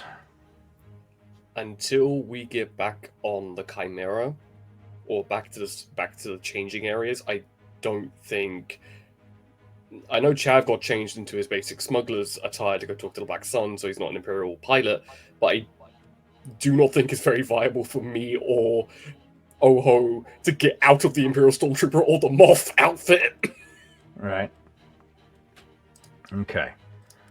So, you guys are in your uniforms. Okay.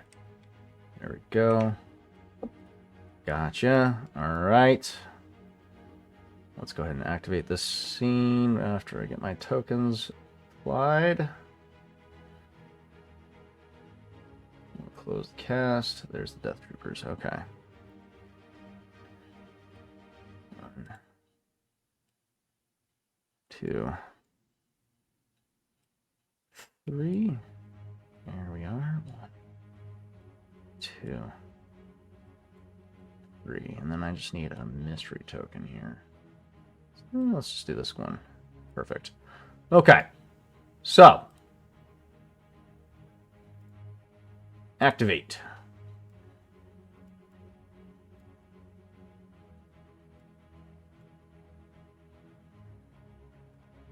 Infiltration team, you're making your way towards the civilian hangar on the level where is reported the Lambda class shuttle would be arriving in and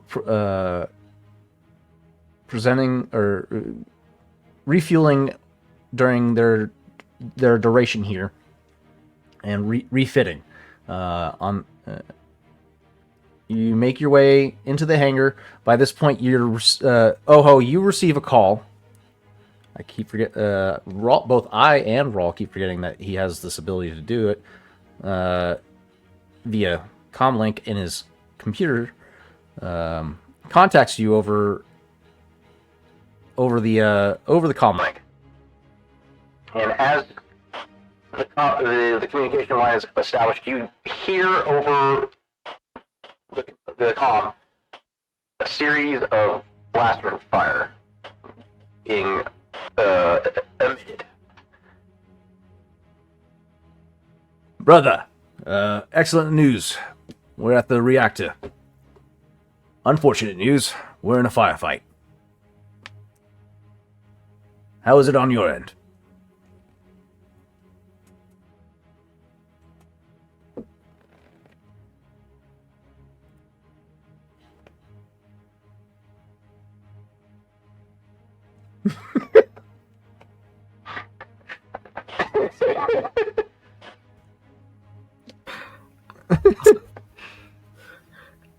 I think Oho answers almost as if he doesn't seem surprised,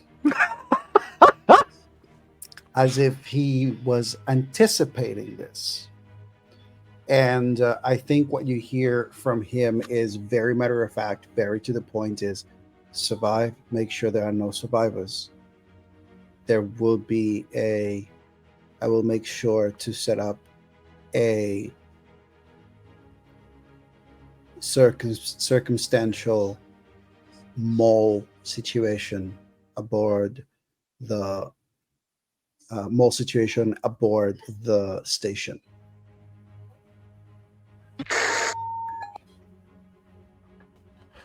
Understood, brother. One more point of order.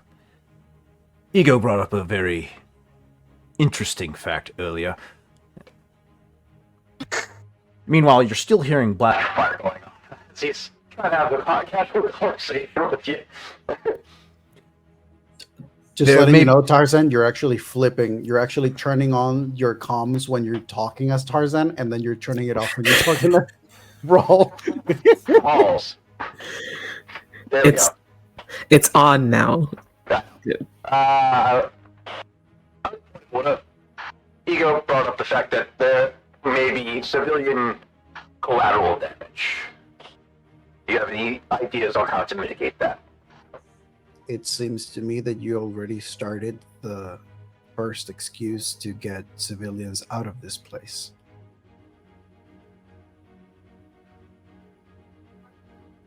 If Chav's ideas are successful, they will compile as well with what you have.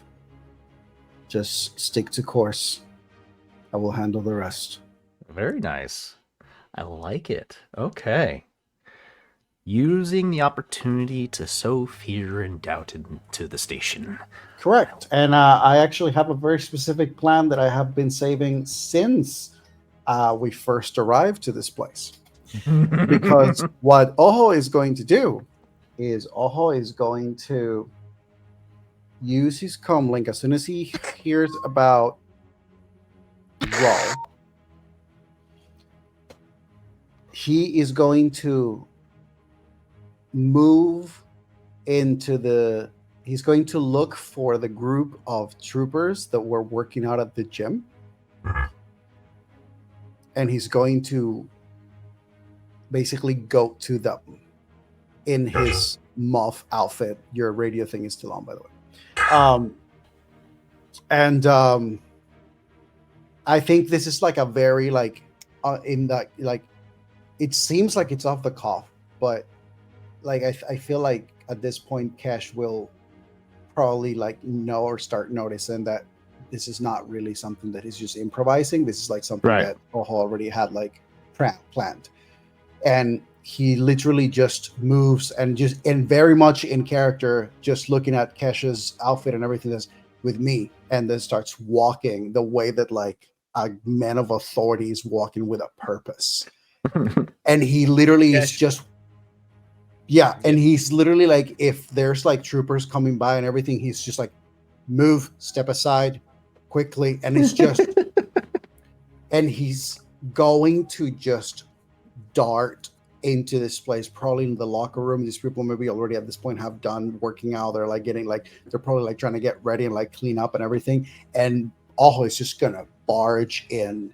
And because of the mic system that's within the stormtroopers, if I can dial in the ones that are working out, literally all they hear through their mics is "Attention, moth on deck!" as soon as we enter into the gym. All right. Okay. All right. Yep. With that, I mean, you guys already had asserted a level of presence prior. So yeah, you watch as these half-gone stormtroopers currently in the midst of buckling their armor and whatnot, all suddenly shoot up into a position of attention as you guys make your entry into the locker room. A team of like 6 stormtroopers, and they all look nervously out the corner of their eyes over at the 3 of you making your entry. What do you do? Immediately, this is like there's no pause. As Kesh says, "Moff on deck," he enters, and as he's entering, he's already speaking. If you are done wasting time, there are important matters to tend to. I need you all to go to this sector immediately of the station, as I believe we may have a breach. Am I understood? Yes, sir. And it is just one of those things of, I'm still seeing you way too much, and you're not acting quickly enough. And with that, they all break out into fury, feverishly grabbing their gear, grabbing their equipment, and ushering out of the locker room in just channeling out of the locker room, going wherever they're needed to go. It's by this point sirens begin to go, as there has been now a notable engagement on the station. Sirens are going off. The station begins to buzz with activity. Over the comms, you hear a feminine voice repeating over the PA system.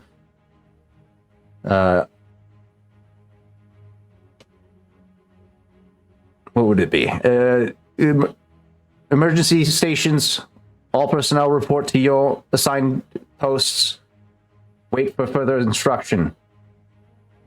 And it just continues to play on a loop as these stormtroopers, technicians, deck officers all begin to feverishly run throughout the station to their various posts. If I may, as soon as that alarm starts, Oho uses comm to call the Admiral. And it literally goes, "Stop the alarm, you idiot. You're going to let them know." And he says, "Meet me at the..." I'm going to say that Oho is going to basically ask him to meet him in like a hallway in one of the levels, like maybe like a level or 2 above the current hangar where he is, for him to speak directly to the Admiral. Okay. All right. Yeah, no check necessary. Yuri's emasculated him so much out on the deck. He's, yeah. A couple minutes later, after that exchange, the alarms finally cease. And you make your way to the upper levels where just above the civilian hangar of the Spire. And this would be... You would be meeting on... Where's Bannister Station? There you are. Command Center is at the top. You'd meet General Crew, Civilian Hangar Crew. That would be the General Quarters, or the Crew Quarters, that you could meet at. Or just another level of the Civilian Hangar. Yeah, I think it would be like he would have gone to like a section of the hangar that he knows is not very like public, like very like visited. Gotcha. You know, if it's so, like it's like a warehouse assembly section, one of those spots. He would have asked. I think he would have asked Kesh to stay at the civilian hangar just to keep an eye on the ships, should the ship that we're waiting for were to come in. He's going to be right back. He just needs to. He wants to deliver this private. He wants to set the seat. Gotcha. Yeah, Kesh gives like the very stereotypical Imperial Trooper nod, like click heal, that sort of thing, turns and immediately in quick march goes to the, because he's following the data pad where the best location is to see that Delta flyer coming in, because then he can relay it to Oho quickly. Actually, one of the things, and I don't know, obviously, Matt's not here, like Chav's not here, Tarzan, but one of the ideas that I'm potentially trying to plant, because we do have a ship, is that actually, I mean, this is going to be part of the role play, I think, but I don't know how feasible will this be. But because of the fact that there was an alarm already triggered, one of the things that I'm going to attempt to do with Oho right now is going to be that once the ship with the 6 death troopers comes in, is going to be the suggestion that the ship is compromised, and so we need to actually move the target to another ship, our ship, because our ship has fuel, and we cannot stay here long enough to actually fuel the whole thing. Ah, shit. Oho's been cooking. Oho's been in the kitchen cooking. Always. So, okay. But yeah, I mean, I'll do this as part of the RP. I was just letting you know because I don't know why my brain was kind of like functioning, like doing. Yeah, no, I got you. Is Chav going to be with you for this, or is he with Cash? Chav is with Cash. Well, Chav technically is currently his like CV's closed, so Chav would basically be the person currently like I would have Chav be the one taking a good look at the hangar. Yeah. Like, you know, like what are the sections of the current hangar where the ship may potentially dock? What are the fuel sections? All of the things that may be usable in regards of like, if we do manage to move someone into our ship, how quickly can we do that? What is going, like anything that we can potentially do to sabotage the hangar on our way out? Yeah. Things like just basically they're currently doing all the scanning and the prepping of the area so we can so that we're ready no matter what the outcome is. Yeah. But currently that is what the plan is, and Oho is just needing to have a conversation with the Admiral, because this conversation is to actually save, or rather protect, the longevity of the demolitions team. Ooh, okay. All right. With that scene in mind, or that plan in mind, the infiltration team splits up at this point. Cash and Chav making their way to the Northwind Chimera. Cash seeking a vantage point to observe incoming vessels to identify the shuttle that is transporting the target. Chav prepping the Northwind Chimera for expedient departure, making sure fuel is refueling is complete, and the ship is positioned for a quick escape. Oho, you make your way up to the turbolift, ascending a couple levels up to the this would be the cargo staging area. Any contraband that was confiscated, equipment that's been offloaded for incoming vessels to pick up, so on and so forth. This a staging area for a temporary staging area for cargo and equipment. They're already.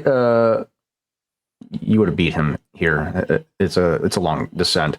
So you find a ideal position. What would be your most ideal position? Out in the open, or positioned by a bunch of? No, I would be basically waiting for him in a way that it's kind of like, I'm not necessarily hiding currently. I'm waiting, but I'm waiting in that sense of like the moment that he exits from the turbo lift, there'll be that moment of that silent gesture of this way, and just lead him. I would have scanned like what's a good spot in that cargo area to like get with him and have a conversation, and just wait for him by the elevator.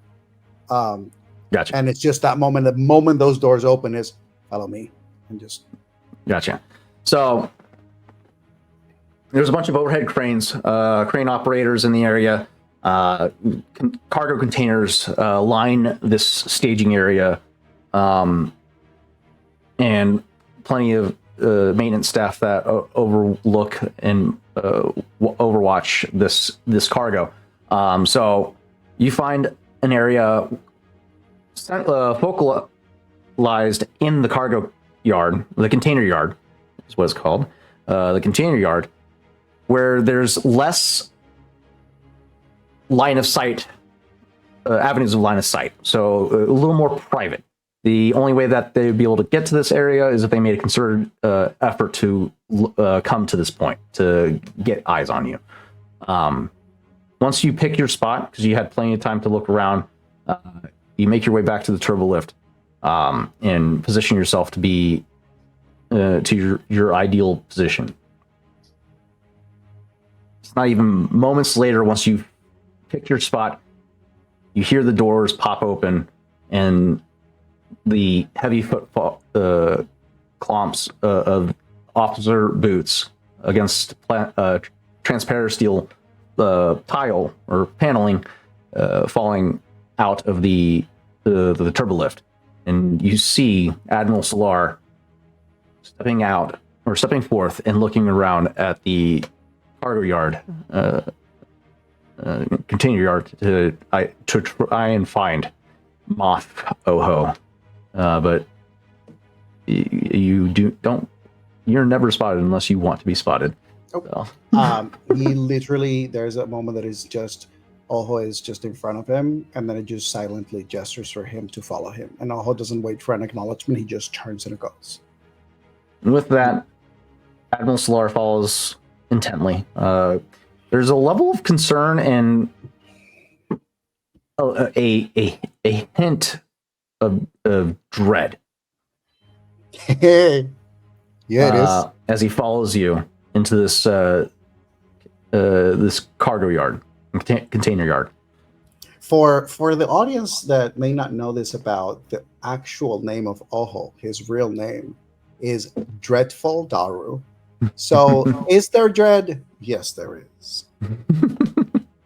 So, you lead him to your spot. He straightens up, smooths out his uniform, pops his neck a little bit as he directs his full attention to you. You call to me. Oh. Yes. Oho is hands on behind his back. He's in character once more. He's just in his presence thing, and he's pacing very slightly one side, the other.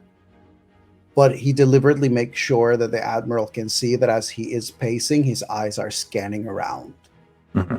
And then eventually he pauses, turns very gracefully on his heels, moves close to the Admiral, and leaning very close to his face in a very low voice, he goes, "We have a mole problem."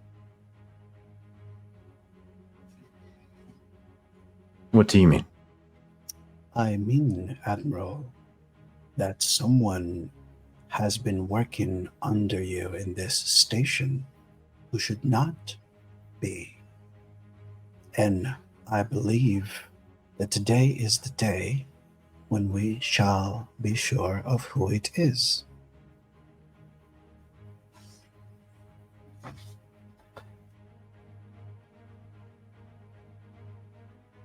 He looks down at the floor, seeming to be racking his brain, almost as if he can't fathom the fact that there's a mole on his team, because almost as if he was the one personally that vetted these people. It seems unfathomable to him.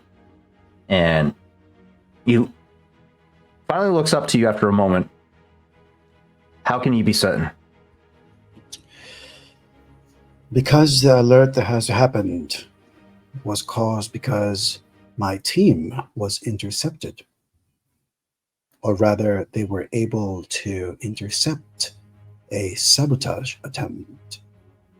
Now, I believe that this was orchestrated by a trooper, or rather, someone pretending to be a trooper. And I believe I know how you will be able to determine which of them is responsible. Tell me how. I was able to narrow down a few of your troopers, of your agents, that may or may not be involved. There was no way for me to know exactly which one of them is, but I sent them in the direction of my team in the false pretense that they are needed there. Hopefully, by the time that they arrive, everything will be under control, but you will take the opportunity to catch them by surprise. You are going to ask your troopers to present their comms. Because one of them, Admiral, is missing their comms, quite conveniently. Interesting. And you know this how? Would you like me to take time right now to sit down and give you a conversation about proper methods of study and infiltration, or will you act and prepare your best squadron to be ready to confront these people? Forgive me, Moff.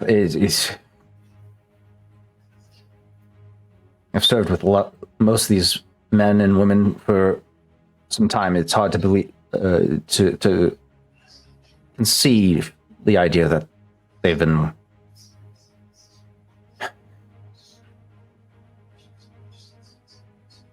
I'll do as you ask. Hand me your comms. Say again? Hand me your comm link.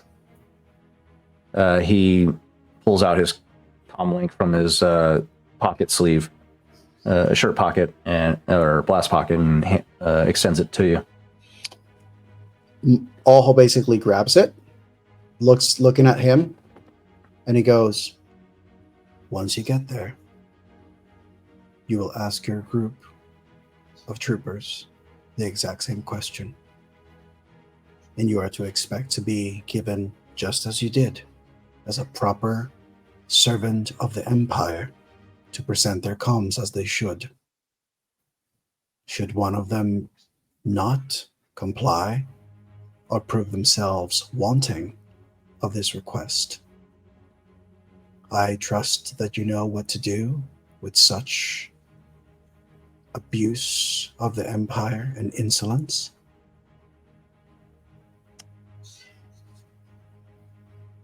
Of course. Moff. He hands the comm back. Admiral Solar takes the comm link back and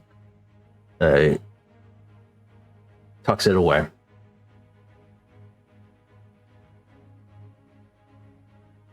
Anything else for me? So. Yes. I believe that this is the time. I do not want to have the alarm activated throughout the whole time, as I didn't want to risk our spy to choose to escape, as I want justice to be delivered directly right here, right now. But it is clear to me that there is too much risk once the package arrives. So I will add the suggestion at your disclosure, at your discretion. I will add the suggestion at your discretion that you informed the troopers accompanying our package that it may be wise to change ships, as I fear the time that it will take for them to refuel might be an opportunity for any other insurgents. Well, they should have arrived by this time. Refueling would have been initiated immediately. Potentially can take 5, maybe 10 minutes at tops.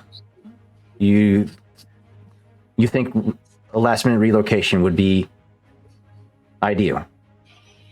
I think, considering all the discrepancies and seemingly risked circumstances we have discovered with security today, it may be wise not to take all precautions. Wouldn't you agree?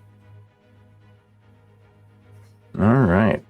Let's go ahead, and it is time for a roll. I'm going to give you a choice. This will be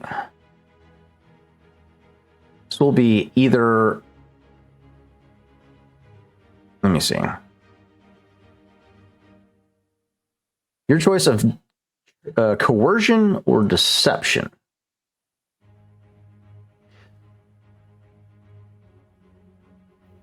Or leadership. Will get boost die due to Moth outfit, the fact that he's terrified and intimidated this admiral before, the fact that he's called everything's been put in place for a plan to basically fall into exactly how he's planned it. It'll depend on his choices here.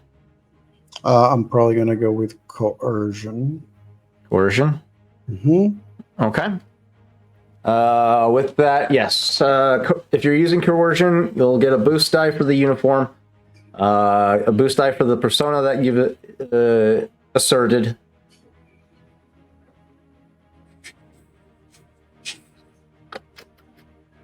I'll give you another boost die for the well thought out plan.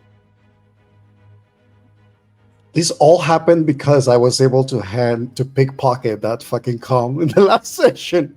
And I've been holding, if at some point something happens, I know that I know how I'm gonna use this.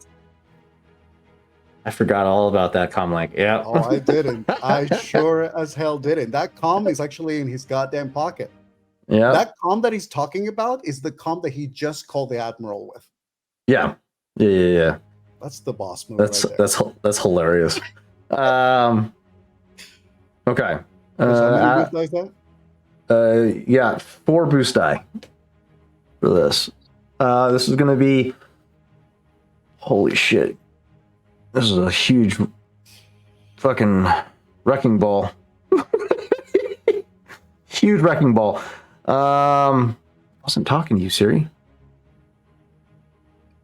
Let's go with, we have an admiral.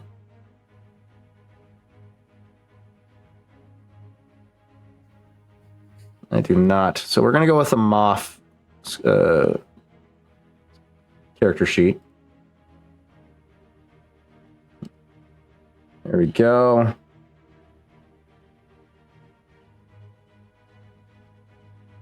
You're doing coercion. This is going to be a cool check for him. Great. I'm going to use my once per session ability of sense advantage to increase the difficulty for him. And he's going to give him 2 setback die. Damn. I hate that for me. All right. So go ahead and roll your charm. Are you using any force abilities to supplement your coercion? I don't think I have any force powers unlocked with Oho that are related to coercion, perception, or like Gotcha. charm stuff. Okay. Gotcha. All right. Let's downgrade one of those. There we go. Okay. Shit. Oh my god! Ah, damn! You took this man's pride. Now you're taking his goddamn rank. Quit hurting my boy. I am trying to help him keep this station safe. Admiral Solar, with that, for the audience, Admiral Solar rolled a 1 success and 6 advantages against Oho's 7 successes, 7 advantages, completely negating Admiral Solar's check with an additional advantage to boot. So you watch as Solar's shaken. Admiral Solar is shaken to his core. I mean, you've turned his entire world upside down, and now shit is hitting the fan under his command, which hasn't happened since the last time the rebels assaulted Banastar Station a couple of years back. So right now he's just seeing the headlines, as well as the reputation that's now going to follow him for the rest of his career, should he survive this encounter. And as you give your directive, you're driving home your final point. You watch as his focus comes back to reality, and his resolve hardens, and he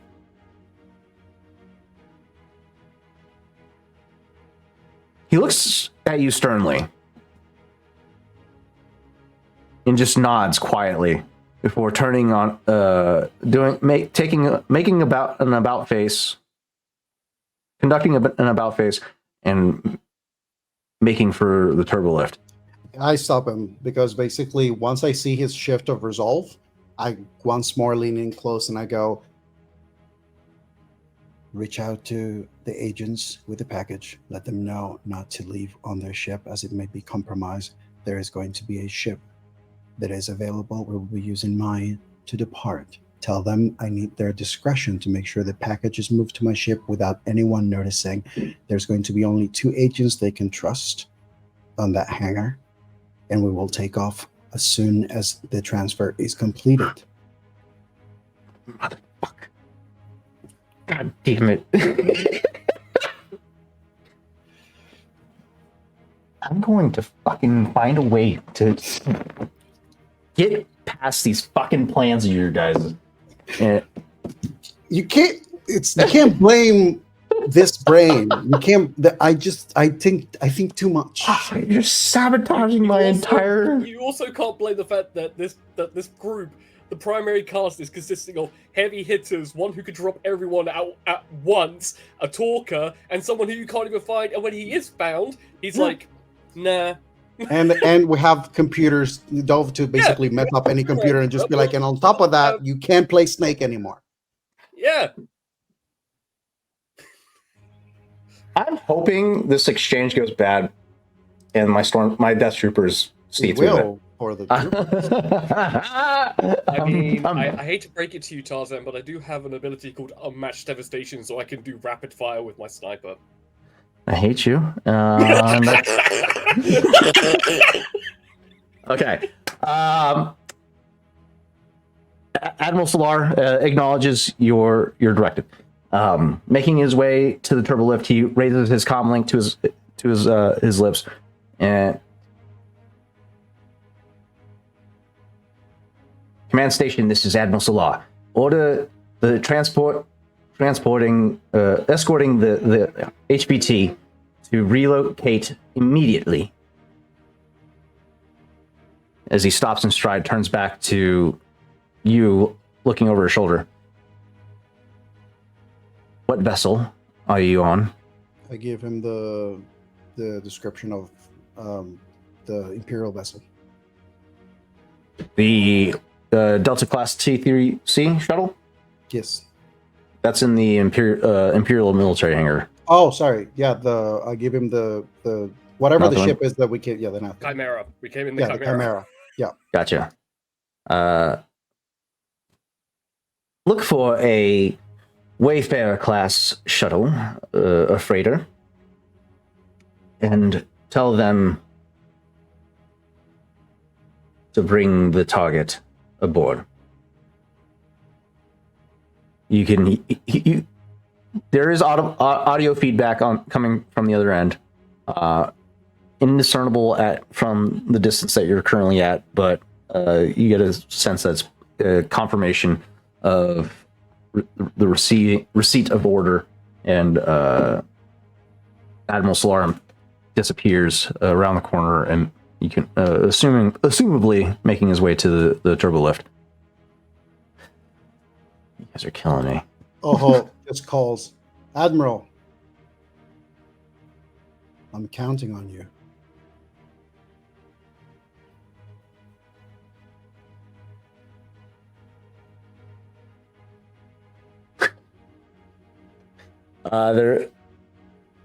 There's no response, but you can hear his footfalls become heavier as he steps with intent in fervor towards the turbo lift.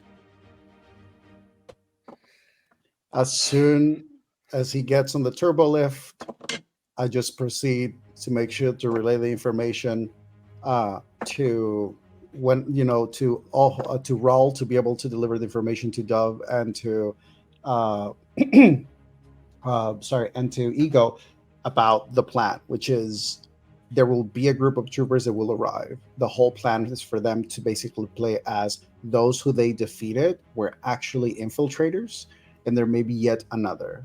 And the Admiral is going to be showing up and is going to be asking for the comm links, and there is one of those troopers that is not going to have it. And the whole point is for them to act as if basically they knew that they have been informed of this plan. Like my team has been informed of this plan. And they're just there to witness the Admiral basically catching the culprit. Are you advising that the demolition team take their time? No, not at all. This is they don't need to be there. Like if it comes to it, this is just if it comes to it. Ideally, by the time that the Admiral gets there and the troopers that I just sent get there, that our team should be gone.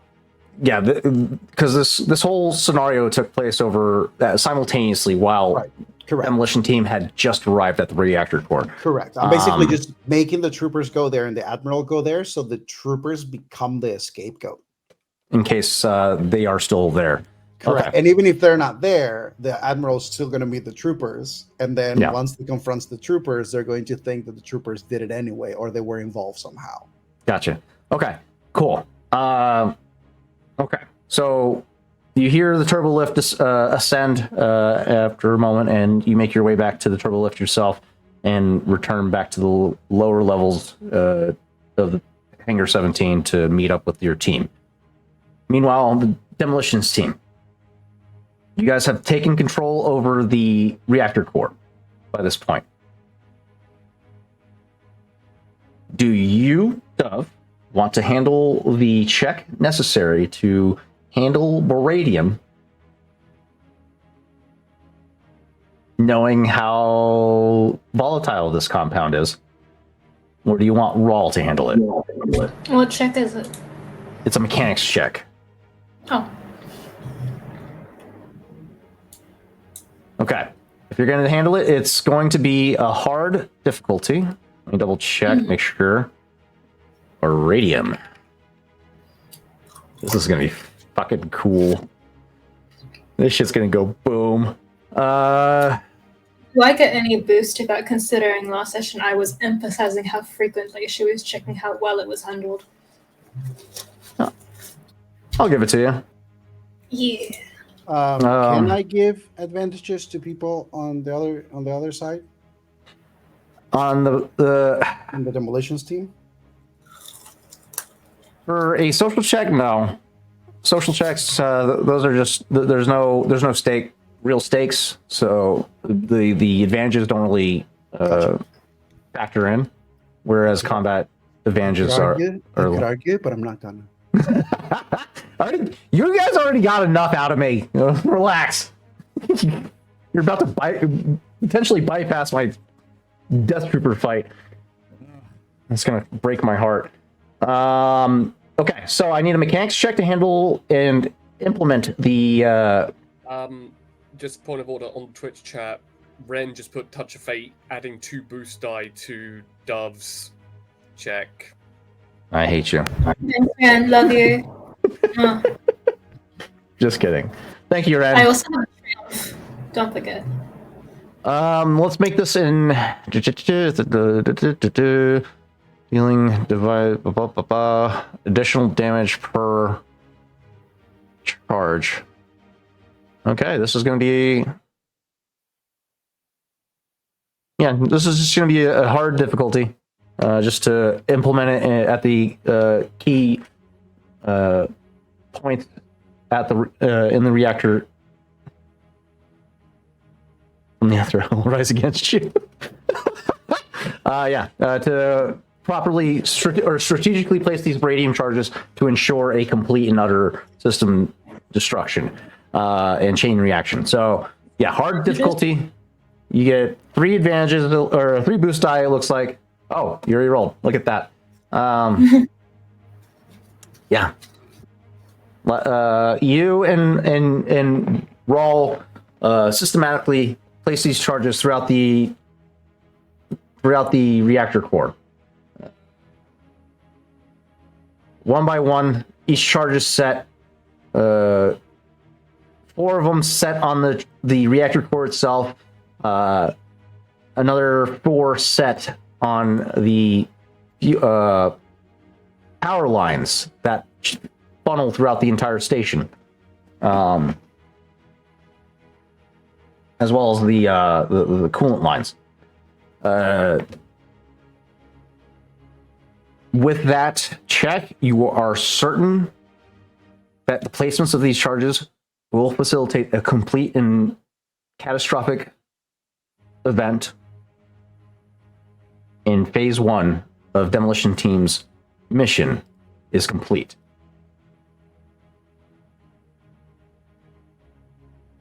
Phase 2, offloading the crate of beradium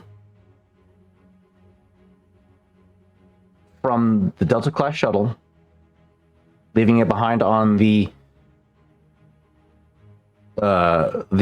hangar launch area to detonate and facilitate enough destruction to prevent any other vessels from pursuing you and escaping the destruction of the station. So you got to get back to the shuttle, offload that crate. You just got to get off the ship. You don't have to position it strategically or anything.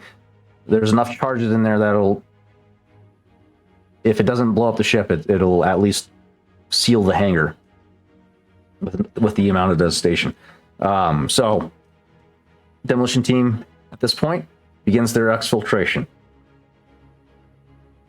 Kesh, at this time in the civilian hangar, you have found yourself in an advantageous position, elevated about 4-5 levels above where the Nothman Chimera is. You get a complete overlook of the environment. Give me a hard perception check to identify your target in this environment. Okay. I'm gonna see if I have anything I can add to this. I don't know if I do. I might. No, nothing on that one. There's a lot here. No, all my shit is based around tracking, so this is gonna be great. Yeah, I'm just gonna roll for it because I don't have anything. No worries. I do get a boost because I do have tracker goggles. So that's good. Yikes! That's a failure. No, it's not. Yeah, 1 failure. That is a failure. You guys do have a bunch of triumphs pocketed right now. You guys, can I use at least 1 triumph to get a success in this? You need 2 triumphs in order to succeed. Can I use 2 triumphs? Okay, I use both triumphs and get 1 success. All right. With that, you identify a Lambda class shuttle. As you do, your sights set on this vehicle, you can't help but take notice to a iconic uniform worn throughout the Special Forces, a special detachment, I mean, of stormtroopers known as Death Troopers. The iconic black uniform armor with the Sergeant Pauldron blacked out. One of them is currently standing by the gangplank of the shuttle, interacting with the dockmaster. You don't see the other 5. Okay. This one is carrying the DLT-19 heavy blaster rifle. Standard issue among Death Troopers, as much as my research has given me. Correct. Okay. It is a lethal weapon. It is, and it is probably one of the most advanced Imperial weapons that they could hand to their elite troopers, and it rarely misses either. Exactly. So, seeing that... You can see why I want you guys to encounter these things. Yeah. Seeing that, I relay it to Oho. Package landed. Target acquired. You receive in response basically the information of what the exchange has happened with the Admiral, which is I have relayed information to the Admiral to inform the Death Troopers that their ship may be compromised, and due to the dangers that have arisen on the station, for them to move their package to the Nathoan Chimera as a way to divert any suspicion and any risk of them being engaged. Understood. We'll head there. And so, relaying that, I then send a... Switching from Stormtrooper comms to the Orc Squad comm as I turn and move. Death Troopers with the VIP be on high alert towards Brill. Just so that way they are aware that there are elite units now on the station.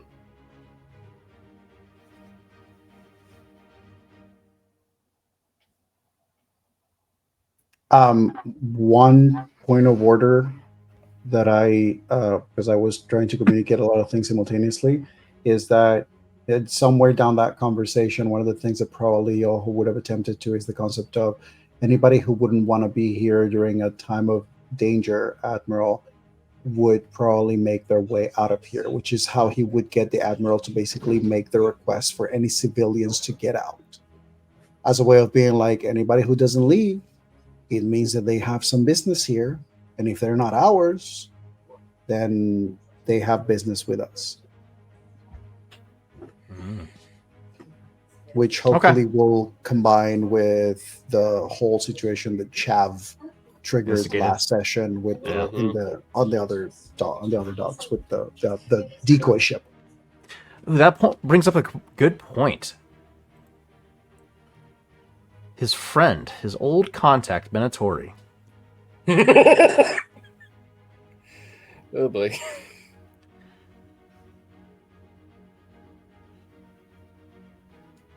I wish Matt was here, because then we'd find out if he would have made the effort to go approach Benatori or not. He did speak to Benatori and like had a conversation, as well as dropping Killbot's name towards Benatori about that was. I'm thinking. Sorry, I'm not Benatori. The Scavian. What was it? Grebo. Does he approach Grebo? Grebo is the Scavian, the slug creature in the Belldiver suit. Was that the one that had that was on the extremely dangerous, like, most wanted lists that we saw? No, okay. He's one of the smugglers that Chav used to run with back in the day. But he has ties to he has ties to the criminal ring because of his smuggling.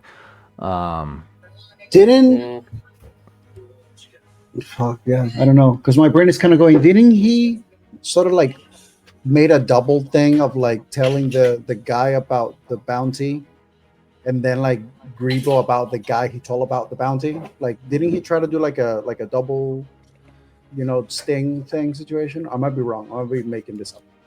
Possibly, because I don't recall that either. Yeah, I don't. Yeah. I just know I know Benetori is the Abyssin that's here, potentially or allegedly here to potentially rescue South of the Hut.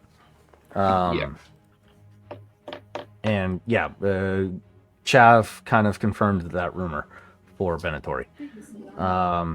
Grebo is just a smuggler that, or a bystander, essentially. No ties to the Black Sun or anything like that. He's just here in passing. So I will propose, Tarzan, if you're okay with this, because this is something that maybe doesn't necessarily fully influence like directly the stuff that we're working on today, but could potentially create some ripple stuff later on. Yeah. That maybe what we can do is because potentially, and Chav can tell us about this. There could be something where, like, if Chav is able to deliver the information to these people of like, you should leave this station, you owe me, right, and then that can later, like, we can play with that later with Chav. Yeah, that was what kind of the line of what I was thinking is like, does he take this opportunity to get some people out that he knows don't want to be here, help facilitate the evacuation of the civilians. So yeah, let's have him make a, what would this be? Negotiation or charm? Do you want to just like leave that to like an after roll since it's not going to matter for what we're currently rolling? That's fair. Yeah, I'll ask him to do that later. But yeah, so Chav, hearing this exchange,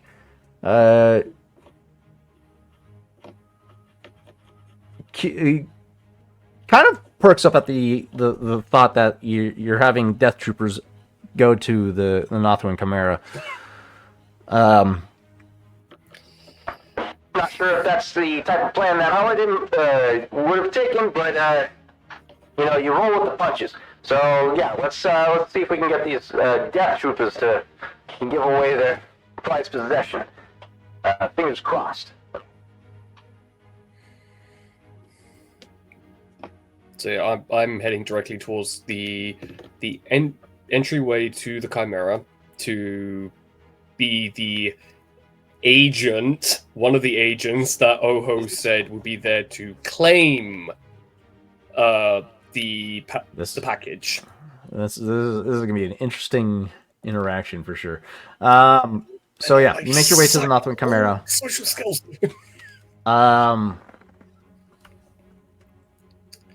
You're only a couple levels up, so it doesn't take you too long. Oho, you probably arrive at the same time as Kesh does. The civilian hangar begins to get really busy at this point. With the sounding of the alarm and then the alarm dissipating, people seem to be a bit on edge, and people are starting to kind of filter out, leaving with some level of urgency. Not sure if they wanting to be in proximity of this station at this time, and potentially rumors circulating about that a rebel excursion is taking place aboard the station. You guys, what type of formation are you taking at Northwind Chimera? Are you guys presenting yourselves as a security detachment, or are you? What's your guys' game plan on how to get these Death Troopers to give up their prize? Because I can tell you right now, they're probably going to your guys' ship with the idea that they're going on board. Oh, I'm planning on them going on board. Oh God! Okay. Oh boy. Yeah, 6 Death Troopers against Cash, Oho, and Chav. Tough, but 6 Death Troopers in a rebel base. Oh no! No! No, you're not doing this to me! Do you relay that to Kesh at all? Of course. Okay. Oho lets you know that it's like he knows that these people are death troopers. He knows that like these are not the people that they've been talking to. So the chances of us getting away with like telling them like, yeah, no, hand them over without potentially getting into like some serious like scanning is not gonna go well. The Oho literally planned everything so that now the whole hangar is in fucking turmoil. There's people going left and right. Any of these people could potentially show up and start shooting at the death troopers. The one constant that these troopers are going to see is a moth walking toward this ship and just basically gesturing, let's go. That is all. This is brutal. Yeah, with that, Kesh sends a relay of going, Voidfire is going loud. I repeat, Voidfire is going loud. When we return, 6 death troopers are going to meet a very unfortunate fate. Oh, God. My poor babies. And okay. Yes, Oho doesn't like this is working like Oho is making this be this, right? Like this is no like time to like, oh, let's have a chat. No, this is open the ramp, move the fucking the payload, and let's fucking go. Okay. Yeah. Like this is it. There's no do you wanna talk? No. This is move. There's people walking left and right. We gotta minimalizing any social interaction to minimize risk. I got you. Okay, cool. Great for me. Dove, we're gonna transition to the demolitions team. You guys are now on your way back to the military hangar to the Delta class T3 shuttle. You guys made light work of the security forces that were present there. Quickly installing, planting your charges, making your way past the checkpoint into the hangar. Now you have to figure out: do you go in guns blazing, or do you guys reassert yourselves as a detachment of stormtroopers making their way back to their shuttle? That.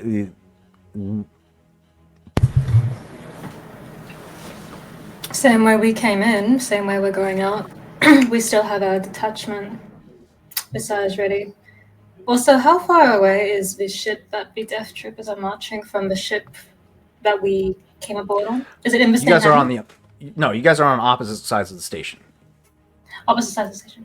Okay. Yeah. Sorry. Shame.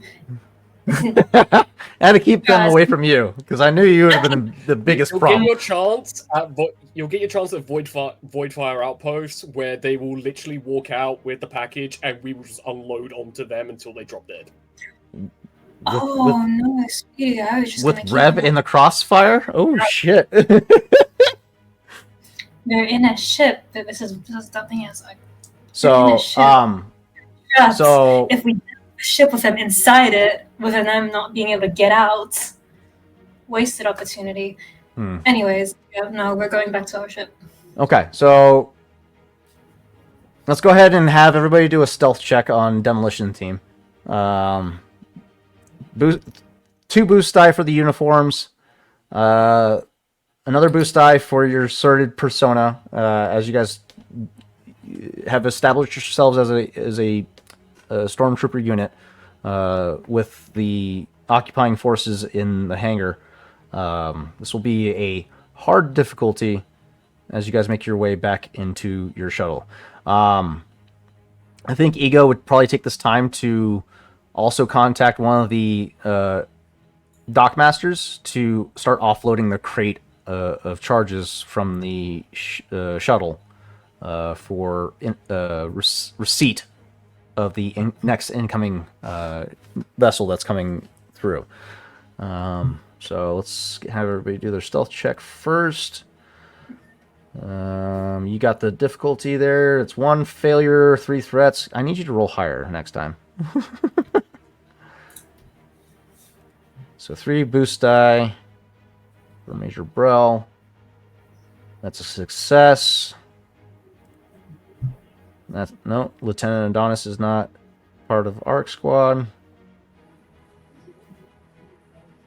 Sathar. Success. Gil.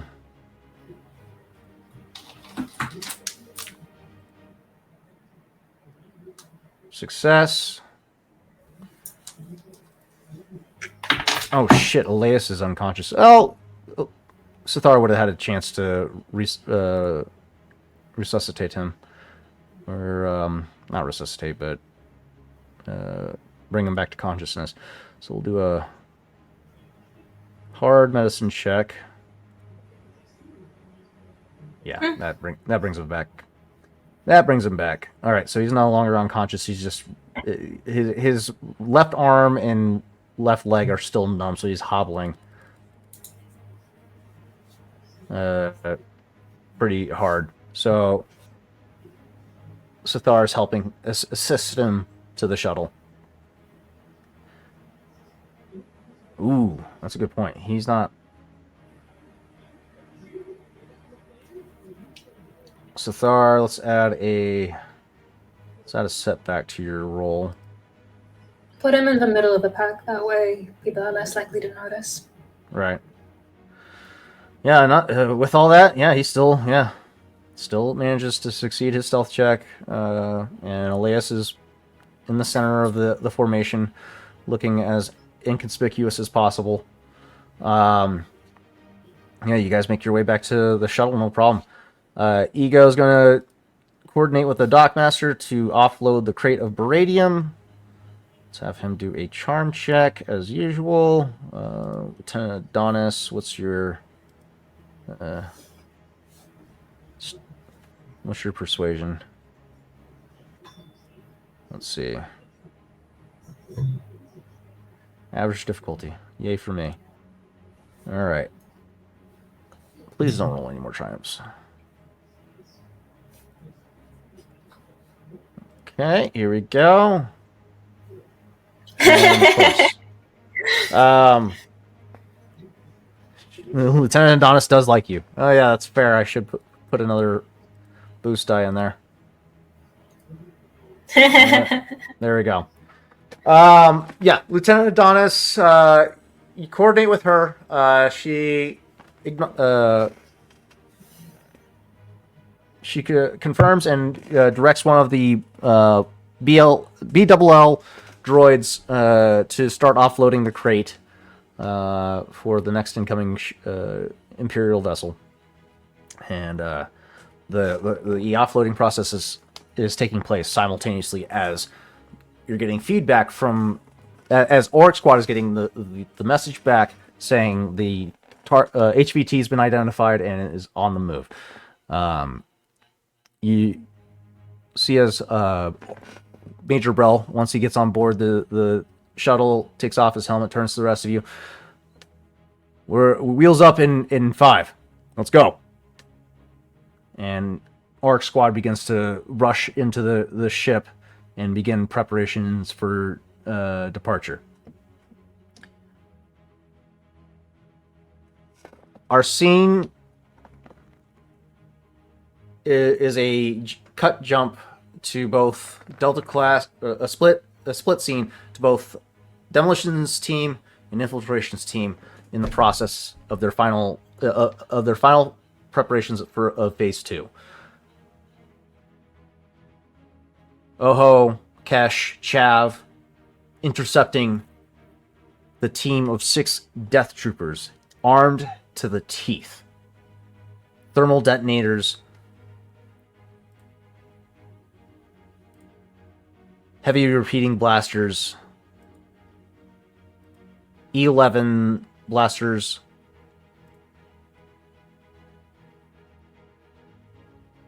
one of them with a light repeating blaster pistol,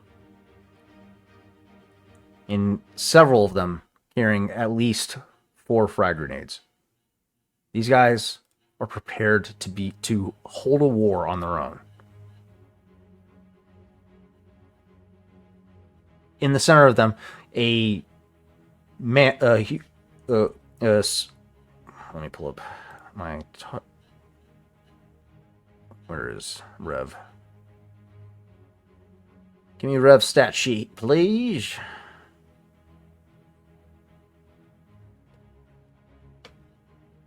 There you are. 5'4", appearing human figure, slender build, wearing an orange and white.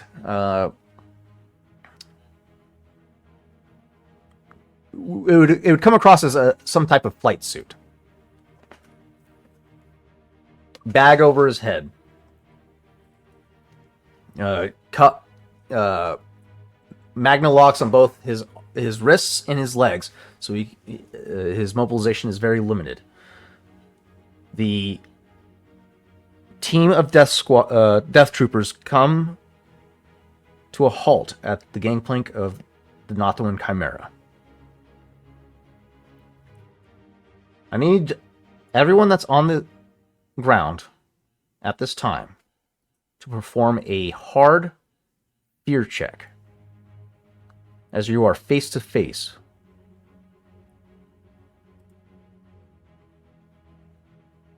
with this team of death troopers.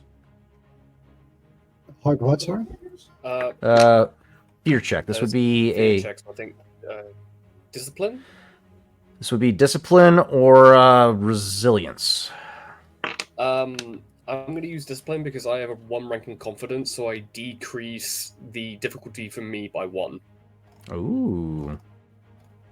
So that would be an average difficulty for you. Dove, you're not here for this one, so you're fine. Oh, thank God, but I go good. Is there any boost dice that we... Yeah, any boost dice that we can use? This is your first time? Well, I'll give you a boost die because you've had to fight these guys before. As Orc Squad.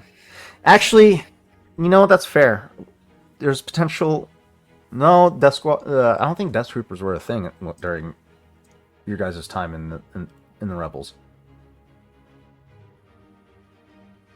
Kesh, yes, you have a boost die. I'm trying to figure out whether or not Rawl and Oho would have encountered Death Troopers during their time with the Rebels, because I don't think Death Troopers were established by that point. May I use one of the Light Force Destiny points to upgrade? Because I only have 2 abilities. I don't have any proficiencies in discipline. Okay, thank you. Let's see. When were they formed? Yeah, I'm gonna cash a light side token too. Ow! No! He'd be not good. Protective detail Ow! for the significant Imperial officers and members of the Tarkin Initiative, as well as special assignment commandos for Imperial intelligence. So yeah, they would have been a factor during your guys' time in the Rebels. So yeah, you guys too can have boost die. They were part of the Tarkin Initiative. I failed heavily. 1 failure, 3 advantages. You said the all gets a boost die or no? Yes, you do. Yeah. I failed. Chav is on the ship, so he's not gonna. He doesn't have to worry about it. Two You successes. guys didn't have to roll the difficulty. I already rolled it. It was 1 failure, 4 threats to beat. So for you, Kesh, you take away 1 difficulty, so that's only 1 failure, 2 threats versus your 2 successes and 3 advantages. So you succeed with 1 advantage, and Rawl or Oho, you succeed as well. To be fair, I am in a stormtrooper outfit, so for a stormtrooper to look uncomfortable in the eyes of special forces is probably not out of the realm of. It's definitely not normality. comfortable for you. You're used to dealing with these guys at Yeah. range, being this close to them. Yeah. If a firefight breaks out, there's a good chance you could die. Yeah. As someone who is part of who is a trained special forces member himself from the Chiss Ascendancy, noticing how they present themselves is like, we need to play this very carefully. Yeah.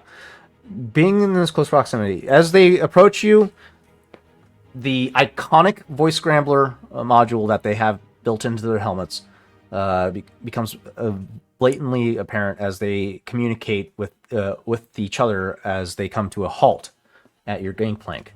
Taking in the two of you, Moff Oho, and you're in a stormtrooper, or you're in the stormtrooper outfit. Chad was in the basic stormtrooper outfit. Yeah. Seeing the two of you, the modulator scrambling their communications, you can't help but feel a sense of fear welling up in your stomach, but you choke it down. Despite the fact that there's this massive pit in your stomach, you fight through the urge and continue to follow this narrative, this story that was created thanks to Oho's efforts. Oho, being this close to Death Troopers, the sense of fear that you're getting is the fact that these guys don't give off micro gestures. These guys have been honed to exceptional levels of discipline. It's hard to predict what their intentions are, especially with the lack of exposed body posture, to identify whether or not these guys are going to buy into your story. What do you do? So the way that this would be happening is basically the way that Oho would be planning this is to make sure that he would be planning this in a way to make sure that when these people are coming out of their ship toward the Nathwin, Oho is walking to the ramp to get on the ramp, and it's just gesturing for them to get on. He wouldn't like stop to like face them because he's a moth. He's not planned like either these people join him on this, or the situation has to be confronted right here and right now. Right. But either way, he's not going to like just like pause and talk to them. It's just gesturing for them going up the ramp, and then potentially like just kind of like slowing down once he's aboard to get a sense of like these people actually coming on board. Gotcha. Now you said that these people have been trained intensely to have no micro gestures, which then makes me say 6 people. There's 6 of them. Not all 6 of them have the same level of training. So what Oho would be looking at is which of them is actually the one that maybe is holding the gun just a little not properly, or maybe it's just shifting or tapping their finger. Anything that says these are the green ones. Okay. We'll cover that in the following session, but for now, you make this gesture. You indicate for the detachment to board the Nathwin. The commander of the group, that it would appear, looks over at you as the Moth boarding this vessel. Looks at the rest of his detachment. The indiscernible vocal commands being exchanged, or call-outs being exchanged between the 6 of them. Gives a moment of tension for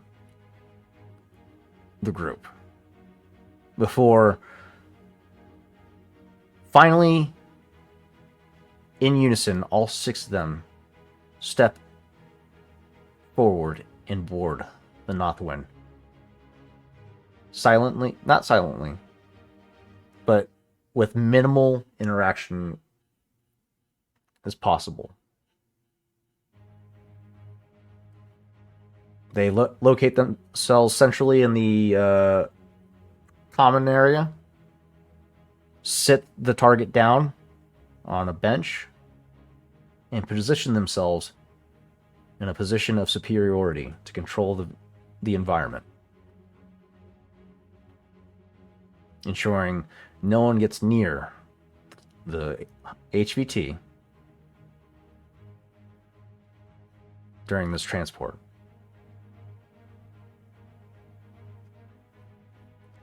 Dove,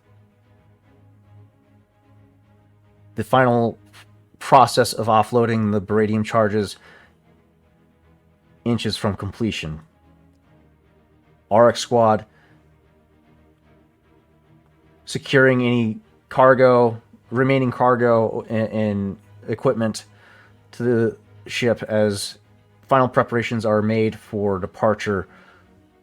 You stand at the gangplank as the gangplank rises, one hand behind your back with the detonator in hand with the beradium charges, knowing full well that crate is full of active charges, as well as the charges placed in the fuel pump control room in the reactor core. From what you're aware of, efforts have been made to evacuate civilians from the station as much as possible in a controlled manner. The only final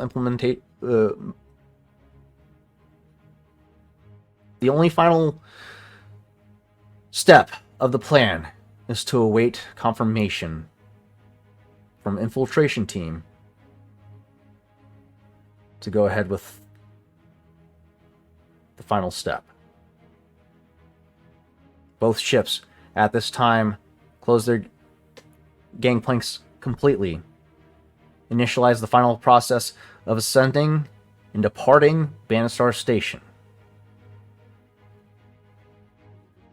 One party with a team of highly trained killers aboard their ship.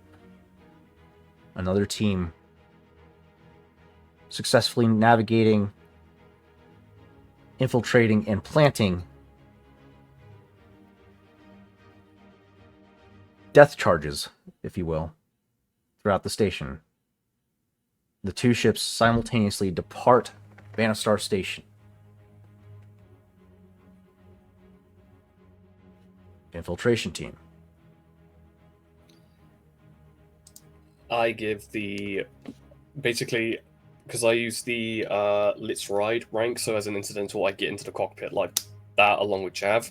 And as soon as I'm in there and the cockpit door is closed, so the Death Troopers can't hear anything, all Braille feels on the comlink system, because they would have like color code. Essentially, it'll go red, red, green. Basically goes, we're clear, target has been acquired, detonate. Major Brell turns his attention from his comlink over to you, Dove. That was probably making them nervous because she was tossing the controller up and down like a little ball. Not too far. Just enough to buy time until we heard we all clear. He gives you a subtle nod. Once we hear green and we're out clear from that hangar, boom. With that, as both ships make their departure,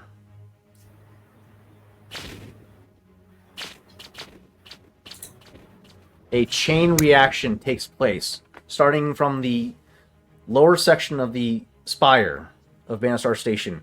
A implosion starts to funnel upwards. Simultaneously, a chain reaction falls down the entire spire, down to the surface of the planet, as this station eviscerates completely. Whether or not your plan with the stormtroopers came to fruition, unless you get the feed from the holocams, you'll never know. But you all bear witness to a complete and utter devastation of a Imperial supply line as Star Destroyers begin to try and pull away from the station, seeing this chain reaction take place, desperately trying to get clear of the blast radius. You watch as the fuel lines attached to the Star Destroyers ignite, causing a chain reaction within those Star Destroyers. The explosions thereafter catching subsequent Star Destroyers in the vicinity. And you guys take out 3 stations with this plan, reducing their capabilities, their fuel capabilities, supply capabilities from 75% down to 40%.